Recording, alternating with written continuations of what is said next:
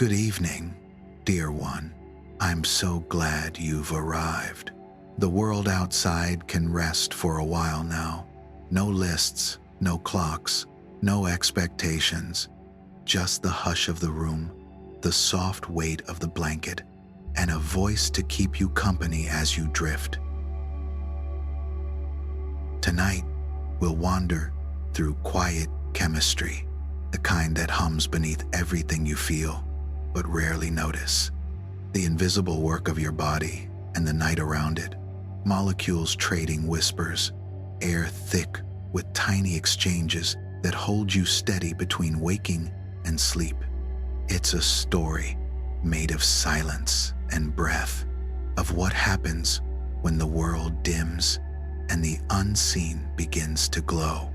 If this gentle space feels like something worth returning to, a light touch on like a soft subscribe helps others find their calm here too, but only when it feels right, never rushed. For now, breathe slowly.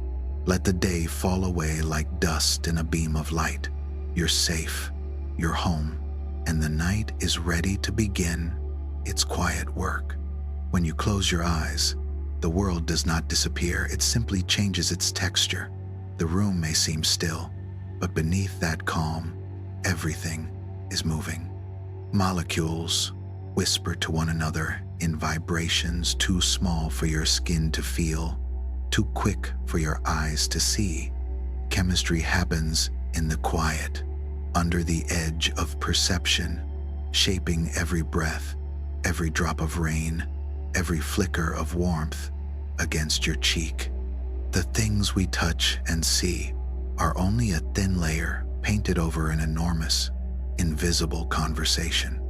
Our senses, remarkable as they are, live within narrow borders. The eyes, for instance, catch only a sliver of light waves between about 380 and 740 nanometers wide.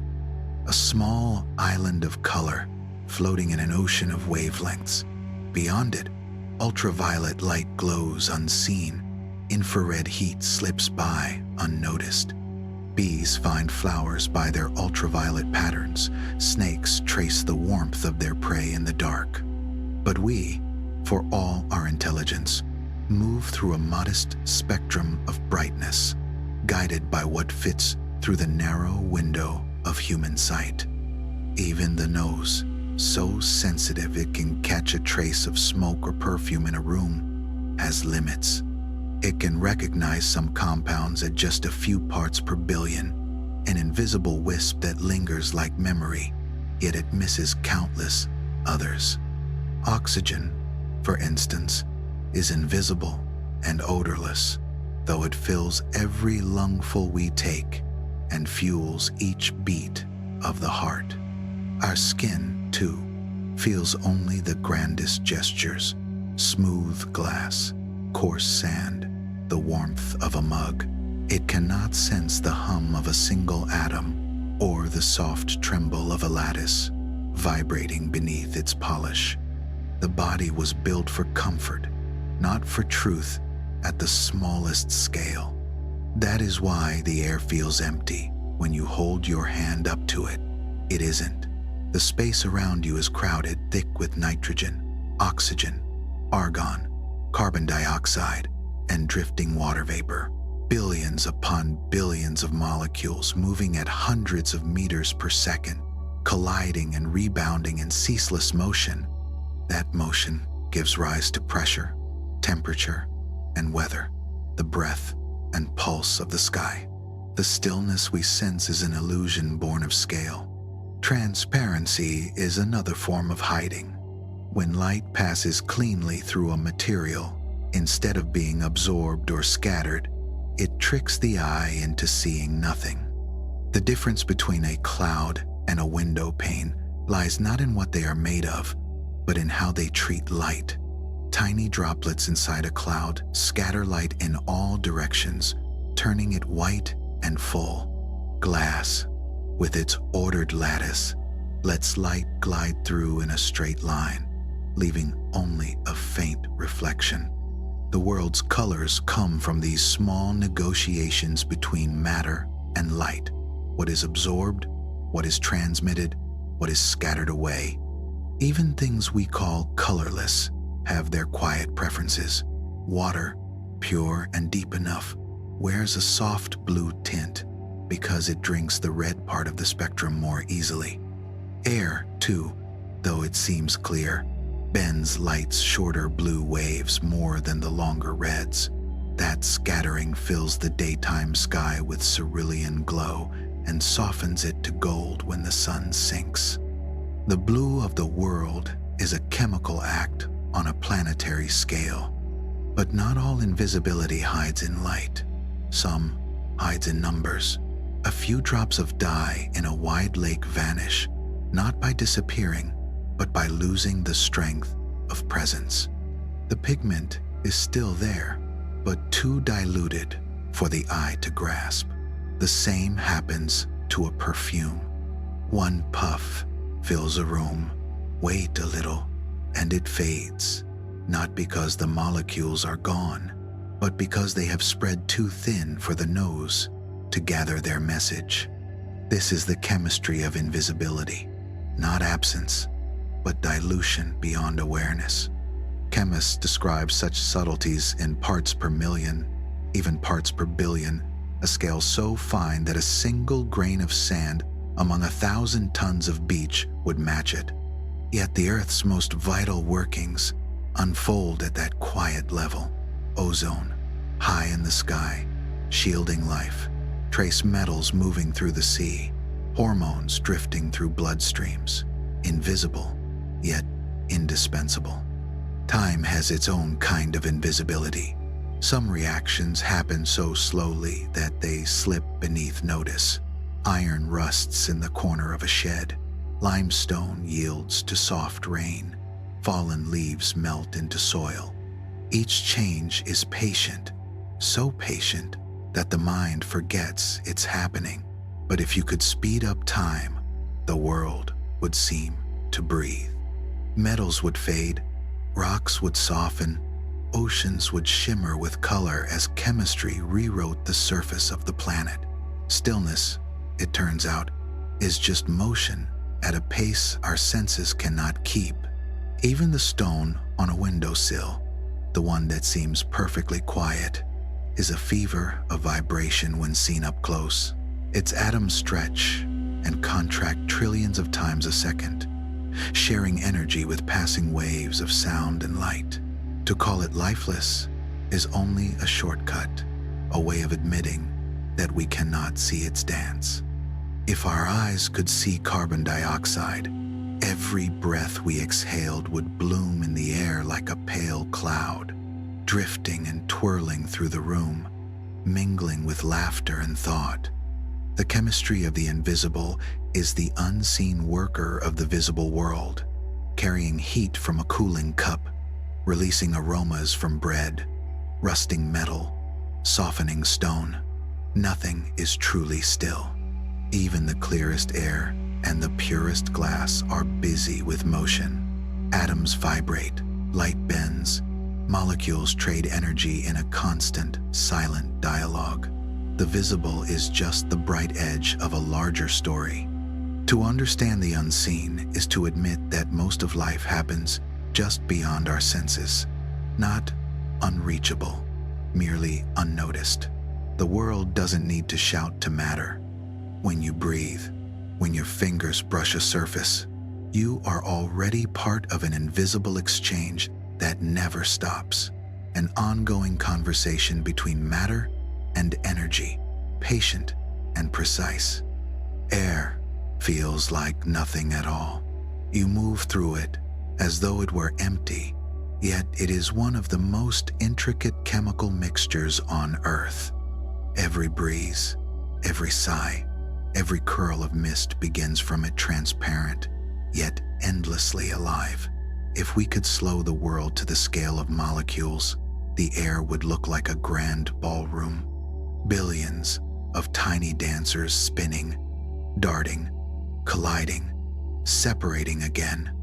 Nitrogen, Oxygen, argon, carbon dioxide, and the ever-changing presence of water vapor, all moving to their own tempos, some quick and light, some heavy and slow together, composing the hum we call the atmosphere.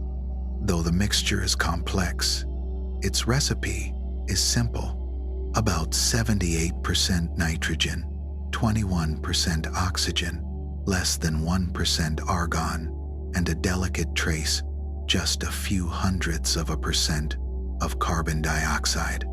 The rest, small gas like neon, helium, methane, and ozone, add faint notes to the music. Among these, that tiny fraction of carbon dioxide, so small it hides behind decimals, shapes the planet's warmth, feeds the green of leaves through photosynthesis, and helps balance the rhythms of life.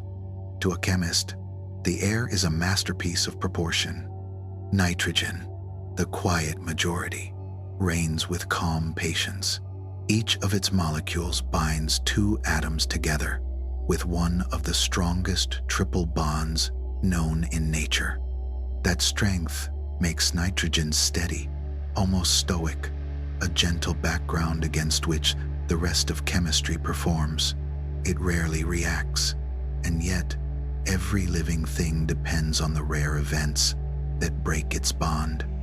Lightning strikes, certain soil bacteria, and human ingenuity in factories can split nitrogen apart, turning it into compounds like ammonia and nitrates that plants use to build their tissues.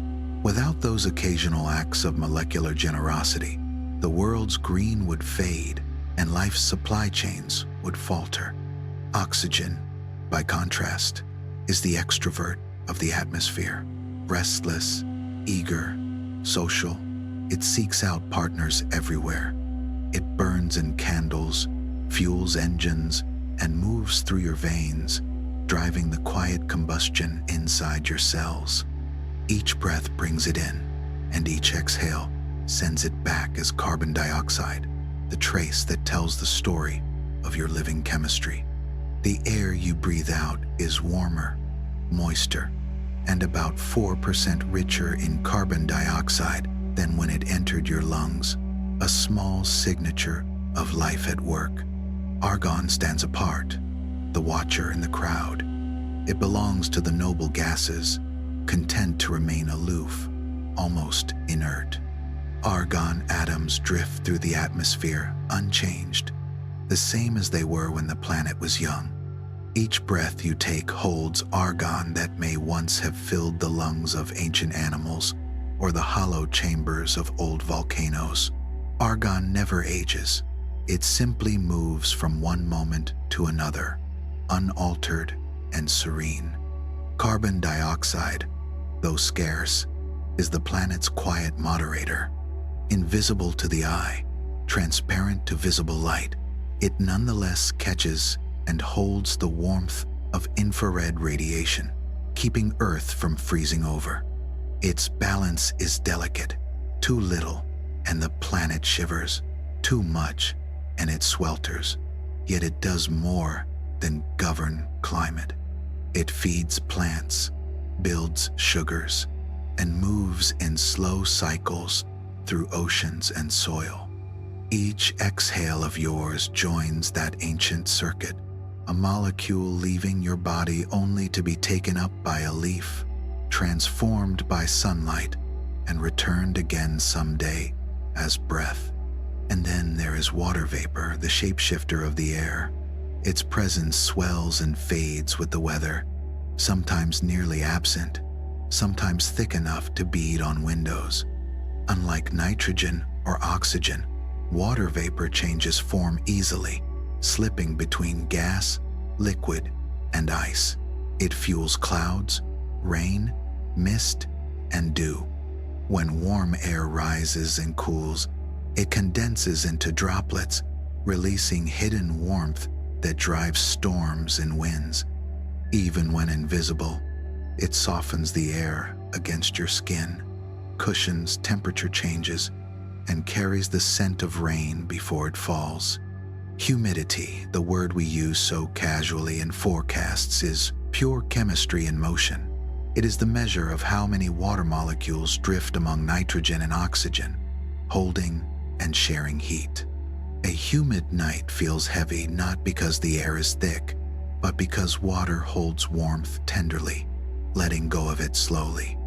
It's the same property that makes a fog comforting, that makes breath visible on a winter morning, that lets dew settle on grass in the pale hours before dawn. Each droplet that forms, each wisp of mist, is the world's reminder that even invisibility has texture, and that warmth, too, can hide in air. And holding it all together is a quiet rule, Dalton's law. It says that every gas in the air behaves as though it alone filled the space. Each one keeps its own pressure, its own rhythm, its own quiet insistence on being. Nitrogen with its calm endurance, oxygen with its fire, argon with its stillness, carbon dioxide with its balance, and water vapor with its gentle transformations, all share the same invisible room without crowding one another. It is a harmony written in molecules, a chemistry so soft we forget to notice it, and yet it is the breath of the world itself. And from that harmony arises a shared weight.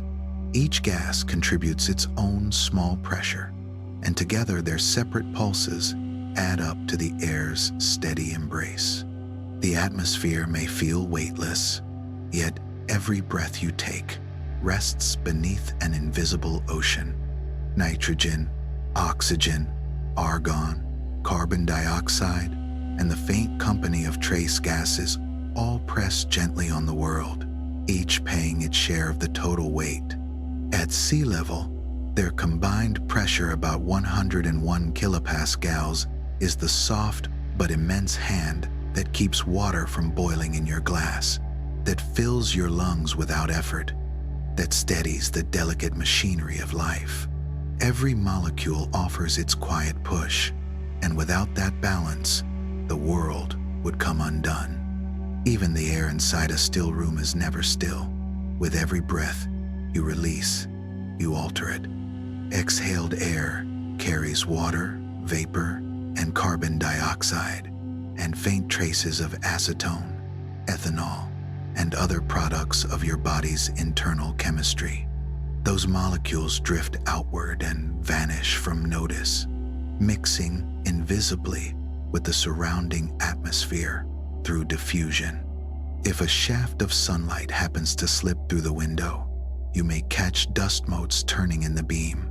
But even those specks, tiny as they appear, are enormous compared to the gases moving around them. The real life of the air is smaller still, faster, invisible. It hums with motion that has no color and no sound. Air may feel like nothing, yet it has weight beyond imagination. A column of it, reaching from the ground to the edge of space above a patch of earth 1 meter wide, weighs about 10 metric tons. That unseen mass presses equally in all directions, creating the atmospheric pressure that holds everything together. Without it, water would boil at room temperature, clouds could not form, and your own blood would not flow as it does. The air's invisible push is the quiet architecture that keeps the liquid world stable, the lungs working, and the weather alive. Sometimes, the chemistry of this atmosphere announces itself through scent or sensation. The sharp, metallic tang before a thunderstorm comes from ozone and nitrogen oxides formed by lightning's fierce heat. The soft, earthy freshness that rises after rain, the one that makes you pause and breathe deeper, comes from petrochore, oils released by soil microbes and carried upward by tiny bubbles bursting from wet ground. Even the sea has its signature, faint sulfur compounds drifting off the tips of waves, molecules born of marine life and salt spray. Every fragrance, is a molecular story told in passing, proof that the air is never empty, only subtle. If you imagine the atmosphere again as that great ballroom of molecules, you can almost see the dance. Nitrogen keeps order with calm authority. Oxygen moves with bright energy. Water vapor weaves between them like a restless musician. Argon drifts along the walls, observing. Pressure, temperature, and humidity set the rhythm, while sunlight leans in through the windows, conducting with a golden hand. The music never ends. The air may feel like nothing, but it is, in truth, everything. It holds up weather, carries breath, shapes fire, and links every living thing. Every inhale you take joins this vast exchange, drawing in the same elements that once filled the lungs of forests, whales, and ancient travelers. The next time you sigh, remember that what feels like emptiness is a universe of molecules whispering in perfect balance. And within that balance moves water, the quiet genius of chemistry. It looks simple, but simplicity is its disguise. Clear, soft, and yielding, it is one of the strangest and most faithful substances in existence. Every drop of water holds invisible structure, tiny electric fields, shifting bonds, and delicate negotiations that make it both gentle and powerful. Its secret begins with shape. Two hydrogen atoms joined to one oxygen, bent slightly like open arms. This little asymmetry gives the molecule polarity, one side slightly negative, the other slightly positive, so that each water molecule behaves like a tiny magnet, pulling at its neighbors, forming weak connections called hydrogen bonds. Billions upon billions of these bonds form and break each second, giving water its smoothness, its surface tension, its ability to flow and cling at once. That same polarity is why water dissolves so many things. Drop a pinch of salt into it and watch it vanish. Underneath that disappearance is a quiet act of persuasion. The sodium and chloride ions in the crystal are surrounded by water molecules that align themselves according to charge: oxygen pointing toward sodium, hydrogen toward chloride, forming little cages called hydration shells. The solid lattice loosens and falls apart, not from force but from invitation. Water doesn't crush, it convinces. What you see as disappearance is really transformation. Salt turned into free-floating ions, invisible, yet still there, turning the water into a gentle conductor of electricity. Pure water, stripped of every impurity, is actually a poor conductor. But in the real world, water is never alone. It picks up ions from the air, the ground, the things it touches: sodium, calcium, magnesium, and countless others. These ions carry charge, allowing currents to move. That's why distilled water can seem safe near electricity, while seawater, heavy with dissolved salts, can deliver a shock. The same principle sustains life. Inside your body, electrolytes act as couriers of charge, letting nerves spark, muscles tighten, hearts keep rhythm. Even water itself makes a few ions of its own. Every so often, a molecule splits into a hydrogen ion and a hydroxide ion, a process called autoionization. The balance between them defines water's pH, the measure of acidity or basicity. At perfect balance, the concentration of hydrogen ions is 1 part in 10 million, a pH of 7. The scale is logarithmic. Each step up or down changes acidity tenfold. A solution with pH 6 is 10 times more acidic than neutral water. One with pH 8 is 10 times more basic. Life depends on keeping that balance steady.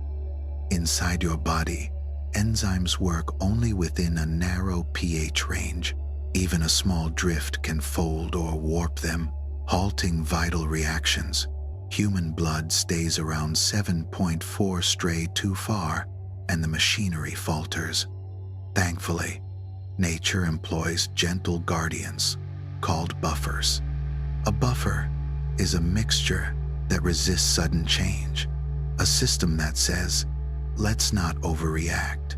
When extra hydrogen ions appear, its base absorbs them. When the solution grows too basic, its acid donates a proton to even the field again. The result is calm chemistry, steady beneath chaos. Your own bloodstream holds one of the most graceful examples, the bicarbonate buffer. When you hold your breath, carbon dioxide builds up, forming carbonic acid and lowering pH. In response, the body gently urges you to breathe again, releasing the gas and restoring balance. It's an invisible negotiation breath, speaking quietly with blood. The oceans carry out a similar dialogue on a planetary scale. When carbon dioxide dissolves in seawater, it forms carbonic acid, which in turn shifts into bicarbonate and carbonate ions. Together, they create a vast buffering system that keeps the ocean's pH steady enough for life to build its shells and coral skeletons. For millions of years, this balance has held, a silent contract between sea and sky, though rising carbon levels now test its patience. Even in small places, water's buffering touch endures. Saliva carries bicarbonate ions that protect teeth from acid after meals. Pools and aquariums rely on mild buffers to keep their water gentle on skin and stable for life. Everywhere, water appears in rivers, in blood, in clouds. It brings not just motion, but equilibrium. This is why chemists call water the universal solvent. It is reactive, yet kind, able to cradle the fiercest reactions without harm. It can carve canyons over centuries, polish stone, and yet hold a fragile cell without breaking it. Its clarity hides its constant activity. Every glass you pour is a scene of negotiation, molecules forming and breaking bonds, ions drifting, hydrogen bridges flickering like tiny lanterns beneath the surface. If you could watch closely enough, the still water in your hand would glow with unseen motion. The calmness of water is not the absence of activity, but its mastery.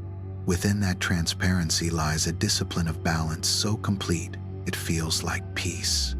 When you drop a trace of ink into a clear glass and watch it bloom, you witness that balance unfold. The color curls, spreads, thins, and drifts until the whole glass carries a faint tint. No stirring, no breeze, just diffusion, the slow choreography that keeps the universe from ever truly standing still. The pattern began long ago with a curious eye. In 1827, the Scottish botanist Robert Brown watched pollen grains floating in water through a microscope. They jittered, twitched, danced in place without any visible cause. He thought perhaps it was life that made them move, but when he looked at dust instead, the motion remained. Decades later, Einstein gave the answer. Every grain was being struck from all sides by molecules, moving hundreds of meters per second, colliding and rebounding in a storm too small to see. That constant bombardment Brownian motion was the first visible proof that atoms and molecules exist. The random trembling of life's smallest dancers, seen through a lens. Diffusion is that same restlessness on a larger scale. Particles wandering from where they are, crowded to where they are free. evening out the world through endless collisions. The ink in your glass, the scent of bread drifting through a room, the warmth fading from a cup of tea, all are governed by that same gentle dispersal. If you could shrink down and ride on one of those drifting molecules, the world would be chaos. You'd tumble and zigzag, jostled in every direction.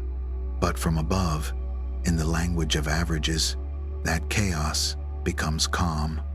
Chemists describe it with laws and gradients, but to the imagination, it is simply patience, movement, finding balance, disorder, discovering order, one quiet collision at a time.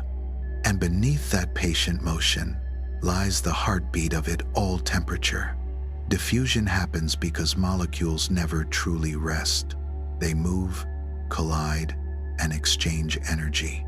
Temperature is that motion, disguised as warmth. The faster molecules move, the more collisions they make, and the quicker they mingle. That is why sugar vanishes almost instantly in hot tea, but lingers stubbornly in an iced glass. Heat quickens the dance, cold slows the rhythm. Every degree is not just a measure of comfort, but of invisible restlessness, a faster hum in the fabric of matter. Diffusion never sleeps. It stirs in your lungs, where oxygen slips through the paper-thin walls of alveoli into your blood, while carbon dioxide drifts the other way to be released with your breath. In a leaf, it moves in reverse, carbon dioxide drawn inward for photosynthesis, oxygen drifting out to the open air. Even scent owes its existence to this quiet movement. When someone opens a jar of coffee, aroma molecules set off in all directions, colliding and rebounding until the entire room feels touched by their presence. It feels like magic, but it is only motion and mathematics, carried out at scales too small for eyes to witness. In kitchens, diffusion is the hidden craftsman behind flavor. As soup simmers, ingredients release compounds that wander through the broth, finding balance. Sugar slides into fruit, salt into brine, and warmth seeps from pot to air. The process softens, equalizes, blurs the edges of things. The same slow choreography that mixes air also spreads heat. When you wrap your hands around a warm mug, the energy from the drink diffuses through the air, through the ceramic, into your skin. Fast-moving molecules meet slower ones and share their motion, bit by bit, until everything finds the same gentle temperature. It's why a cold room slowly warms after a fire is lit, not because the heat rushes in, but because the energy drifts outward through a web of collisions, fulfilling nature's quiet preference for balance. Even your thoughts depend on this subtle law. Inside every neuron, charged atoms wander through narrow channels, diffusing to carry the currents that let one cell speak to another. Across synapses, neurotransmitters spread like tiny messengers, crossing gaps only nanometers wide to deliver meaning. The reflection you're having now, the idea of diffusion itself exists because diffusion is happening inside you. Memory, motion, thought, all of them are chemistry that never rests. A century ago, Einstein used the jitter of pollen in water Brownian motion to prove that atoms and molecules are real. From that trembling, he could calculate their size, estimate Avogadro's number, bridge the invisible with the measurable. 100 years later, that same trembling helps us study nanoparticles, viruses, and the faint movements of suspended colloids. The restless motion that once made pollen dance now reveals the shape of the microscopic world. There is a certain poetry to this. Diffusion is patience itself. It does not rush or demand. It trusts time to do the work. However still a moment feels, Balance is always being restored, quietly, molecule by molecule. The ink in the glass keeps spreading until every molecule has wandered through every corner it can reach. Randomness is its compass. Harmony is its destination. It's a comforting thought that even in stillness, progress continues.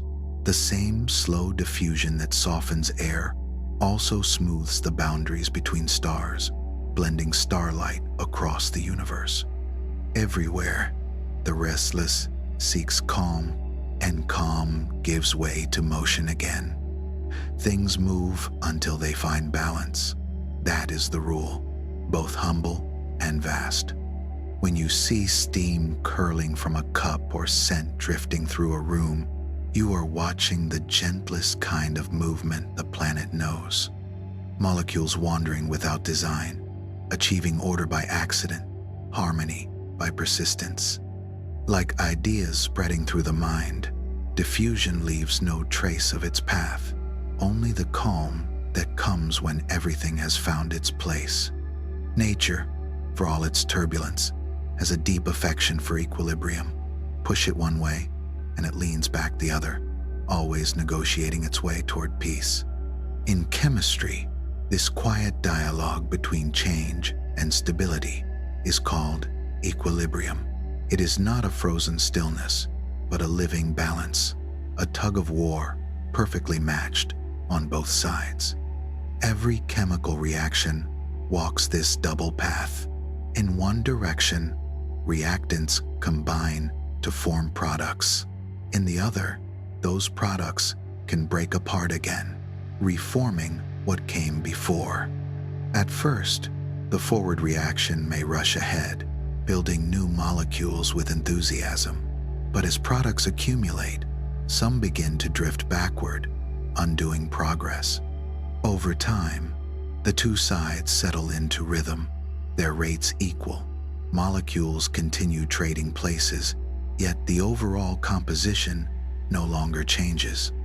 That is chemical equilibrium. Motion so balanced it appears still. You can see it in a bottle of soda. Above the fizzing liquid, carbon dioxide gas presses down, dissolving into the drink as other molecules escape upward at the same rate. The hiss you hear when you open the bottle is the sound of that balance breaking. Pressure falls, the gas rushes out, and bubbles bloom, not chaos, but a new order being found. Chemistry dislikes extremes. It prefers conversation. One of the most graceful principles describing this conversation is called Le Chatelier's principle. It says that when a balanced system is disturbed, it will adjust to soften the disturbance. When the universe changes the rules, chemistry quietly rearranges its pieces to restore calm. Your bloodstream offers a perfect example. Hemoglobin, the protein that carries oxygen, binds it where levels are high, in the lungs, and releases it where levels are low, in the muscles. Its behavior shifts with its surroundings.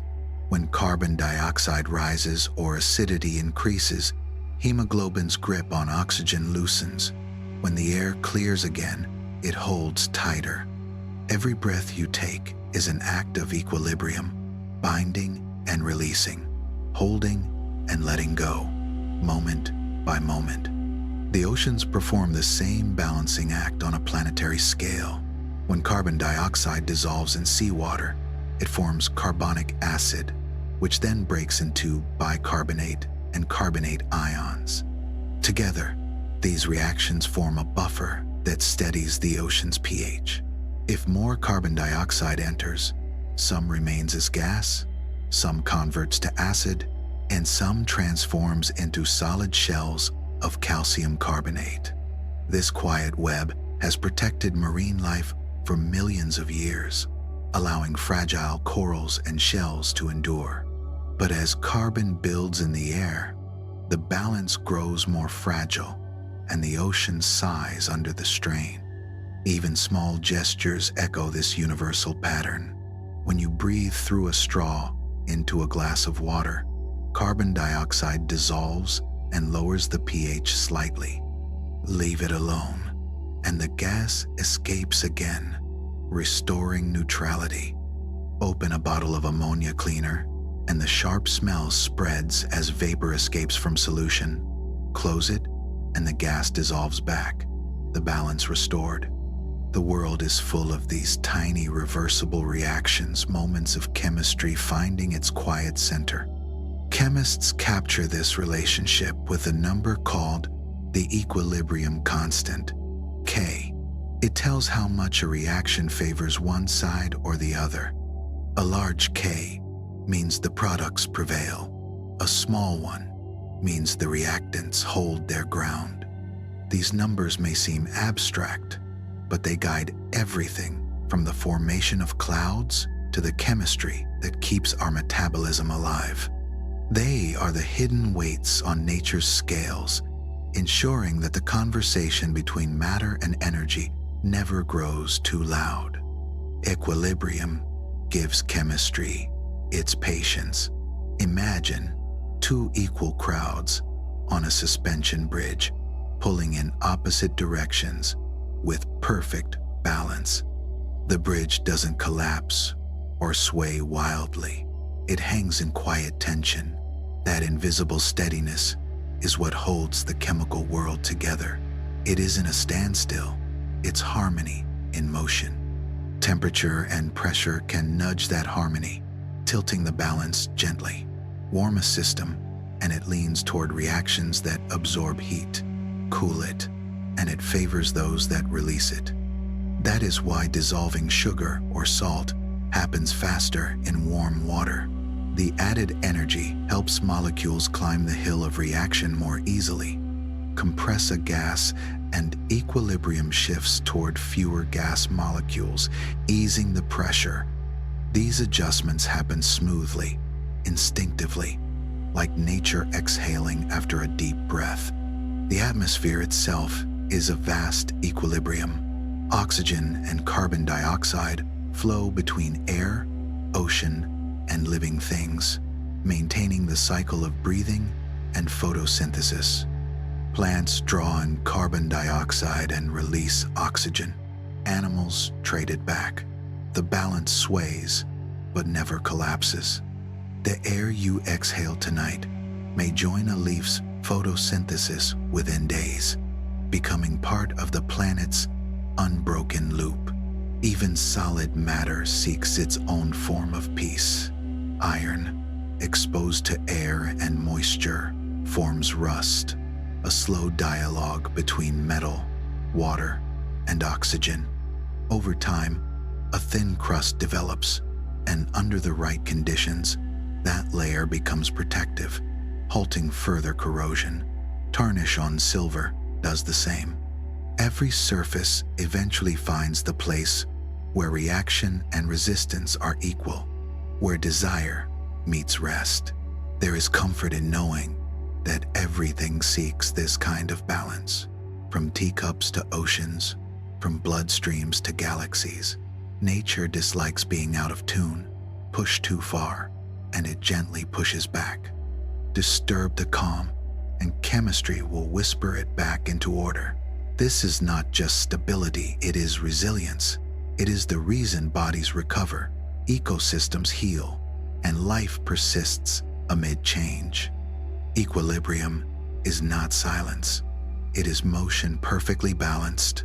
1,000 molecular conversations happening at once, their murmurs blending into the illusion of stillness. Look closely, and calm reveals itself as a tapestry of movement molecules, shifting partners, trading energy, holding tension, and letting go. From a distance, it looks like peace. Up close, it is endless exchange. If you ever need proof that stability isn't the absence of motion, but the mastery of it, look to chemistry. The world is calm, not because it stopped moving, but because everything moves just enough in both directions. In that delicate tug between change and constancy lies endurance, the art of staying the same by never being still. Every reaction tells a story, some written in seconds, others in centuries. A match bursts into flame almost instantly, while iron rusts so slowly it seems eternal. The difference is not desire atoms always wish to rearrange, but the energy they must climb to do so. Picture two valleys divided by a hill. Reactants rest in one, products in the other. To cross between them, molecules must climb that hill, the activation energy. Only those moving fast enough, colliding in just the right way, can reach the crest and roll down the far side. The rest bounce away, waiting for another chance. That hill is why temperature matters. Heat fills the landscape with motion, atoms vibrating, tumbling, spinning more quickly, giving more travelers the strength to climb. Reactions that once inched forward now flow, all because warmth lent a little extra push to the quiet machinery of transformation. And as that warmth deepens, the change becomes more than gentle encouragement, it becomes acceleration. When heat rises, movement follows. More and more molecules find the energy to climb the small hills that separate one state from another. Reaction rates do not increase steadily. They surge, growing faster with each added degree, like a melody gathering tempo. In the early years of the 20th century, a Swedish chemist named Svante Arrhenius gave this pattern its elegant shape. His equation showed how temperature and reaction rate move together in perfect sympathy. Every notch of warmth is a pulse added to the hidden rhythm of matter, a soft push that turns ordinary collisions into quiet success stories. You can watch this law at work in the simplest places. Bread dough rises more eagerly in a warm kitchen because the yeast's enzymes quicken with heat, folding sugars into bubbles of carbon dioxide that stretch the dough like soft breath. Milk, on the other hand, sours more quickly under a summer sun for the same reason its microbes, energized by warmth, hurry through their chemistry. Even metal shows the truth. Rust creeps faster in heat because atoms, restless and alive, trade electrons more freely. Cold slows the dance. Refrigeration is the art of making chemistry sleepy, of lowering the tempo until reactions lose interest. Yet not all chemistry will wait for warmth. Some reactions, no matter how much heat you lend them, remain sluggish. Their activation barrier, the hill between the valleys, is simply too high. For those, the universe keeps a quiet trick up its sleeve: the catalyst. Catalysts are chemistry's invisible facilitators. They don't alter where a reaction begins or where it ends. They don't add energy from outside. They simply offer a smoother road, lowering the hill so that more travelers can pass. Imagine a long hallway with stairs in the middle. A catalyst opens a side door at ground level. The destination is the same, but the path feels effortless. Catalysts reshape the energy landscape. They stabilize fleeting intermediates, bend molecules into the perfect orientation, or form temporary bonds that make rearrangement easier. When the reaction ends, the catalyst emerges unchanged, ready to help again. That's the quiet miracle. It works tirelessly, turning potential into motion without ever being consumed.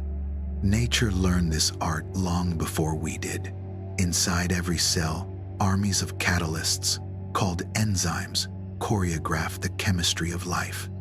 Each enzyme has a unique form, a groove, a pocket, a soft magnetic pull that fits its target molecule like a key meeting its lock. When the two meet, the enzyme flexes, adjusts, and holds its partner just so, weakening the bonds that must break and strengthening the ones that must form. This living embrace is known as induced fit. It's not a rigid mechanism, but a moment of understanding, like two hands finding the right way to clasp. Enzymes are astonishingly efficient. One molecule of the enzyme catalase can dismantle millions of molecules of hydrogen peroxide every second. Without these molecular caretakers, digestion, breathing, and DNA repair would crawl at a pace far too slow to sustain life. Enzymes compress impossible timescales into the rhythm of a heartbeat, ensuring that life keeps pace with itself. Inspired by this natural genius, humans learn to create their own catalysts. One of the most influential is the Haber-Bosch process, born in the early 20th century. Using an iron-based catalyst, it combines nitrogen from the air with hydrogen to make ammonia, the foundation of fertilizers that feed most of the world's crops. The chemistry is simple. Nitrogen plus hydrogen yields ammonia. But without the catalyst, the triple bond of nitrogen is so strong that the reaction would be impractical. With the catalyst's help, it becomes a cornerstone of civilization. Catalysts also clean the air we breathe. In cars, catalytic converters use metals like platinum, palladium, and rhodium to transform harmful gases, carbon monoxide, nitrogen oxides, into safer compounds. The reaction unfolds silently inside the exhaust system. Molecules land on the metal surface, rearrange, then lift away as cleaner air. It's a negotiation without words, a quiet reordering that takes place thousands of times per second, unseen but essential. In the food industry, catalysts lend a subtler hand. Nickel or platinum guide hydrogen into vegetable oils, turning liquid fats into semi-solids used in pastries and spreads. Other catalysts refine crude oil into fuel, shape plastics, and help craft medicines that heal. In nearly every product that brushes against daily life, some trace of catalytic craftsmanship hums in the background. Yet even catalysts follow the universe's rules. They cannot make the impossible happen. They can only make the possible faster. They don't change the total energy of the journey, only the route taken. A reaction that consumes heat will still need warmth. One that releases energy will still do so. Catalysts are guides, not magicians. At the heart of all this lies kinetics, the study of how quickly or slowly things change. Two reactions may end at the same destination, yet one flares in an instant, while the other takes centuries. The difference is tempo, not destination. Catalysts are the gentle travel guides of that tempo, showing molecules the graceful shortcuts that turn delay into ease. In the grand score of chemistry, kinetics and equilibrium coexist like rhythm and melody. One describes how fast the music moves, the other, the point where harmony settles. Without kinetics, equilibrium would never be reached. Without equilibrium, kinetics would have nowhere to rest. Together, they create a world both dynamic and dependable, a dance that never stops, yet always finds its balance. There's comfort in this realization. Every reaction, from the rusting of iron to the burning of a match, follows the same deep mathematics of motion and energy. Catalysts are simply caretakers of that motion, easing the transitions so that change can happen with grace instead of struggle. When you see bread rise or a fire catch, you're watching kinetics in motion, atoms negotiating new arrangements, the unseen architecture of transformation at work. Somewhere within those exchanges, catalysts whisper directions. They don't hurry the dancers. They simply remind them where the open space is. Progress, they teach, isn't about force, it's about finding the easiest way forward. And then, as if to remind us that chemistry extends beyond touch. Light enters the story. Light carries no mass, makes no sound, yet it can twist molecules, split bonds, and awaken reactions. Most of its power lives beyond what human eyes can see. The colors we know, red, orange, yellow, green, blue, violet, are only a small window in an immense spectrum. Beyond violet lies ultraviolet, fierce and energetic. Beyond red, infrared, and microwaves, soft and slow. To understand light is to understand how energy travels without contact, how photons, those weightless messengers, shape chemistry and life in silence. Each photon carries a parcel of energy determined by its wavelength. Short wavelengths like ultraviolet hold more energy. Long ones like infrared carry less. The shorter the wave, the greater its ability to reshape bonds. This relationship gives light its reach, from the invisible to the visible, from the destructive to the nurturing. At the high energy edge lies ultraviolet light. Though unseen, its presence is unmistakable to anyone who's felt the sting of a sunburn. Ultraviolet photons have enough strength to break chemical bonds in skin, rearranging molecules in proteins and DNA. The pigment melanin absorbs and scatters some of this energy, but too much overwhelms the body's quiet defenses. And yet, from the same danger comes creation. In the upper atmosphere, ultraviolet light strikes oxygen molecules, splitting them into separate atoms. Some of these reunite as ozone, a trio of oxygen atoms that forms a protective veil, absorbing further ultraviolet radiation before it reaches the ground. The shield is born from the very light it guards against. Ultraviolet also gives us something gentler, the spark that creates vitamin D in our skin. When certain cholesterol-like molecules absorb ultraviolet photons, they transform into the building blocks of this essential vitamin, vital for bones and immune health. Light wounds and heals at once, a paradox that sustains life as surely as it threatens it.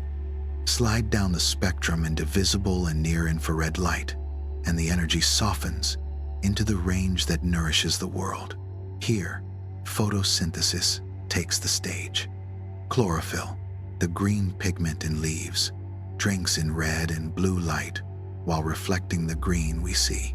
Inside each chlorophyll molecule, an absorbed photon jolts an electron into motion. That energy drives a chain of reactions that splits water, releases oxygen, and stores sunlight as sugar. Every tree and blade of grass performs this delicate photochemistry, turning invisible energy into tangible life. Human invention has echoed this elegance. Solar panels work by the same principle. Photons strike semiconductors, freeing electrons that flow as electric current. Artificial light harvesting systems translate sunlight directly into energy, tracing the ancient steps that plants perfected long before humans arrived. Beyond the visible lies the warmth of infrared light. We cannot see it, but we feel it, a steady radiance from fire, from sunlight on stone, from the cup between your hands. Infrared light doesn't break bonds, it sets them vibrating. Each chemical bond behaves like a spring between two atoms, stretching and bending in time with the absorbed frequencies. Every molecule sings its own pattern, its own spectral fingerprint. Scientists use these vibrations to listen to matter through infrared spectroscopy, a way of hearing what the eyes cannot see. This same gentle radiation cradles the planet itself. Carbon dioxide, methane, and water vapor absorb and re-emit infrared light, trapping warmth near Earth's surface. Without this soft retention of heat, the planet would freeze beneath a dark, thin sky. The greenhouse effect, often spoken of with anxiety, is also the reason dawn feels mild, why oceans remain liquid, and why life endures between day and night. Infrared light is the Earth's blanket, subtle, silent, indispensable. Stretch the wavelength farther still, and you reach microwaves. They hold far less energy, not enough to break bonds, but they move with purpose. Microwaves coax molecules that carry small electrical imbalances like water to twist back and forth millions of times per second. The friction of that motion becomes heat. It's a quiet miracle of resonance, energy delivered by rhythm, not impact. This is how food warms from the inside out, how leftovers regain comfort without a visible flame. Across the spectrum, light speaks many dialects. Ultraviolet breaks and builds. Visible light grows and paints. Infrared warms and measures.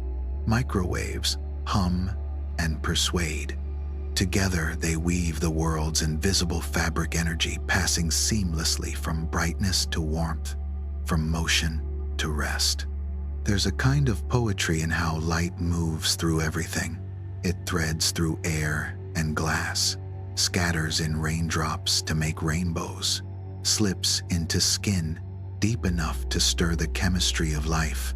It teaches, as all good forces do, that the unseen is often the most shaping, that illumination is not what we see, but what quietly allows everything else to be. Most of the light that shapes the world never touches the eye. It hums quietly in the background, tracing exchanges of energy that keep the oceans liquid, tint the sky blue, and warm the planet just enough for flowers to open. If visible light is the melody of existence, then the unseen wavelengths, ultraviolet, infrared, and microwave, are the harmonies that give it depth.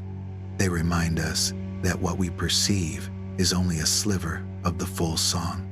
The invisible carries most of the warmth, most of the chemistry, most of the quiet creation. When sunlight brushes your skin or steam curls above a cup, the light you see is only half the story. Beyond its bright edges, unseen waves are heating, healing, building, and sustaining. Light, in all its hidden forms, is the patient chemist of the cosmos, turning energy into order, warmth into life. In science, sight is only the beginning. The naked eye follows shape and color, but the true theater of chemistry, the bond breaking, the energy swapping, the molecular rearranging plays out in realms too small and too swift to witness directly. To listen in, chemists have built tools that let light, magnetism, and motion speak for the unseen. These instruments don't capture pictures in the usual sense.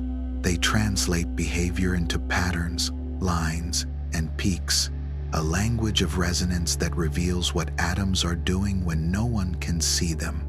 Spectroscopy is the art of turning invisible energy into understanding. Each molecule, like a tiny instrument, vibrates and resonates at its own natural frequencies.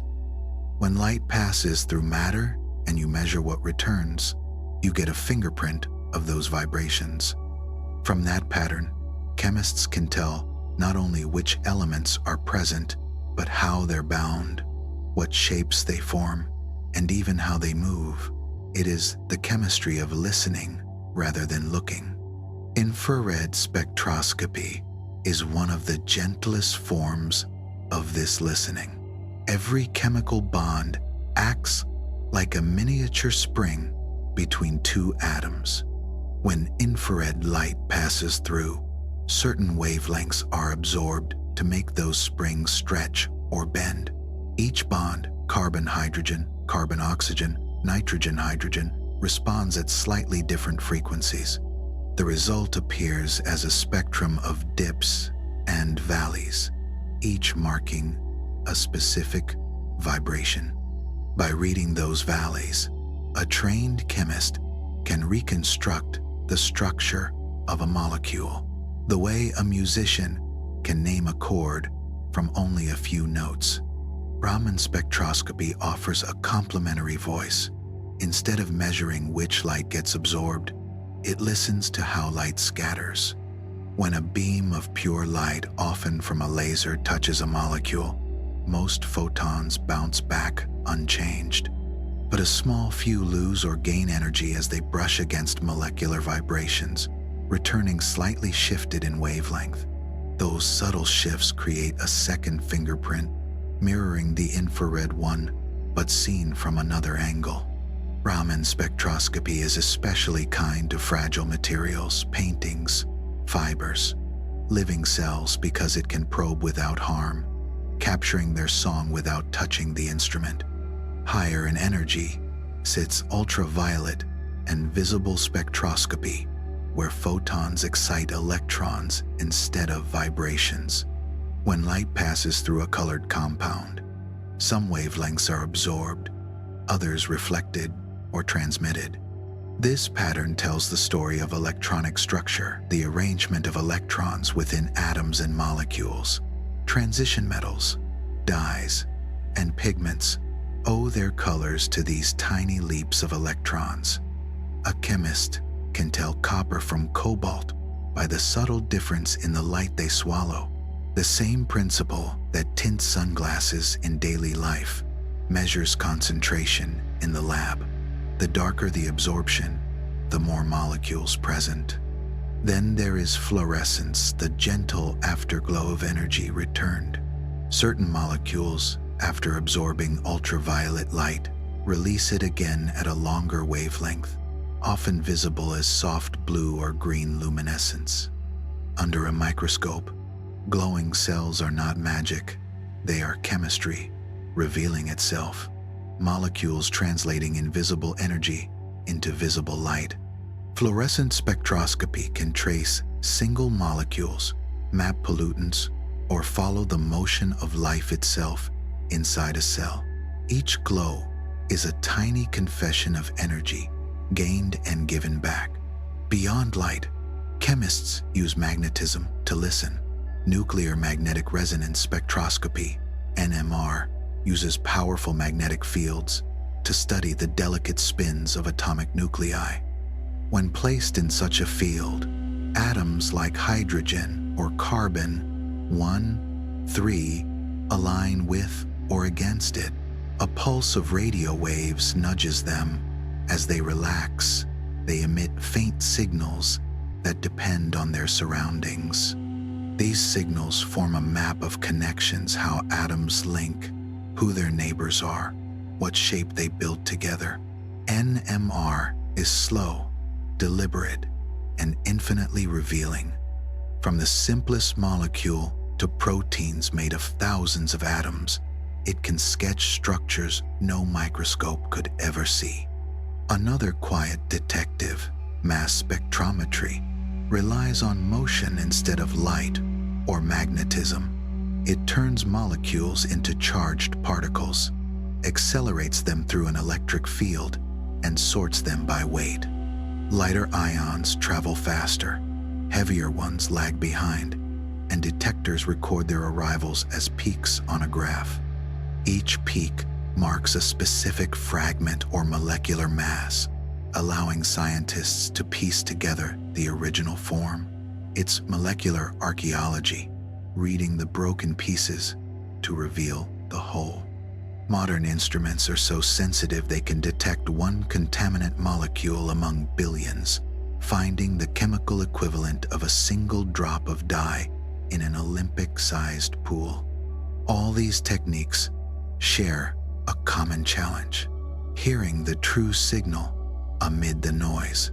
The world hums with stray vibrations, thermal motion, and random fluctuations. Detectors are never perfectly still. In every experiment, the ratio of signal to noise becomes a measure of trust. A strong signal rises clearly. A weak one hides in the static. Chemists coax the whisper upward through patience, longer measurements, cleaner instruments, gentler conditions. The most revealing truths often live just at the edge of audibility.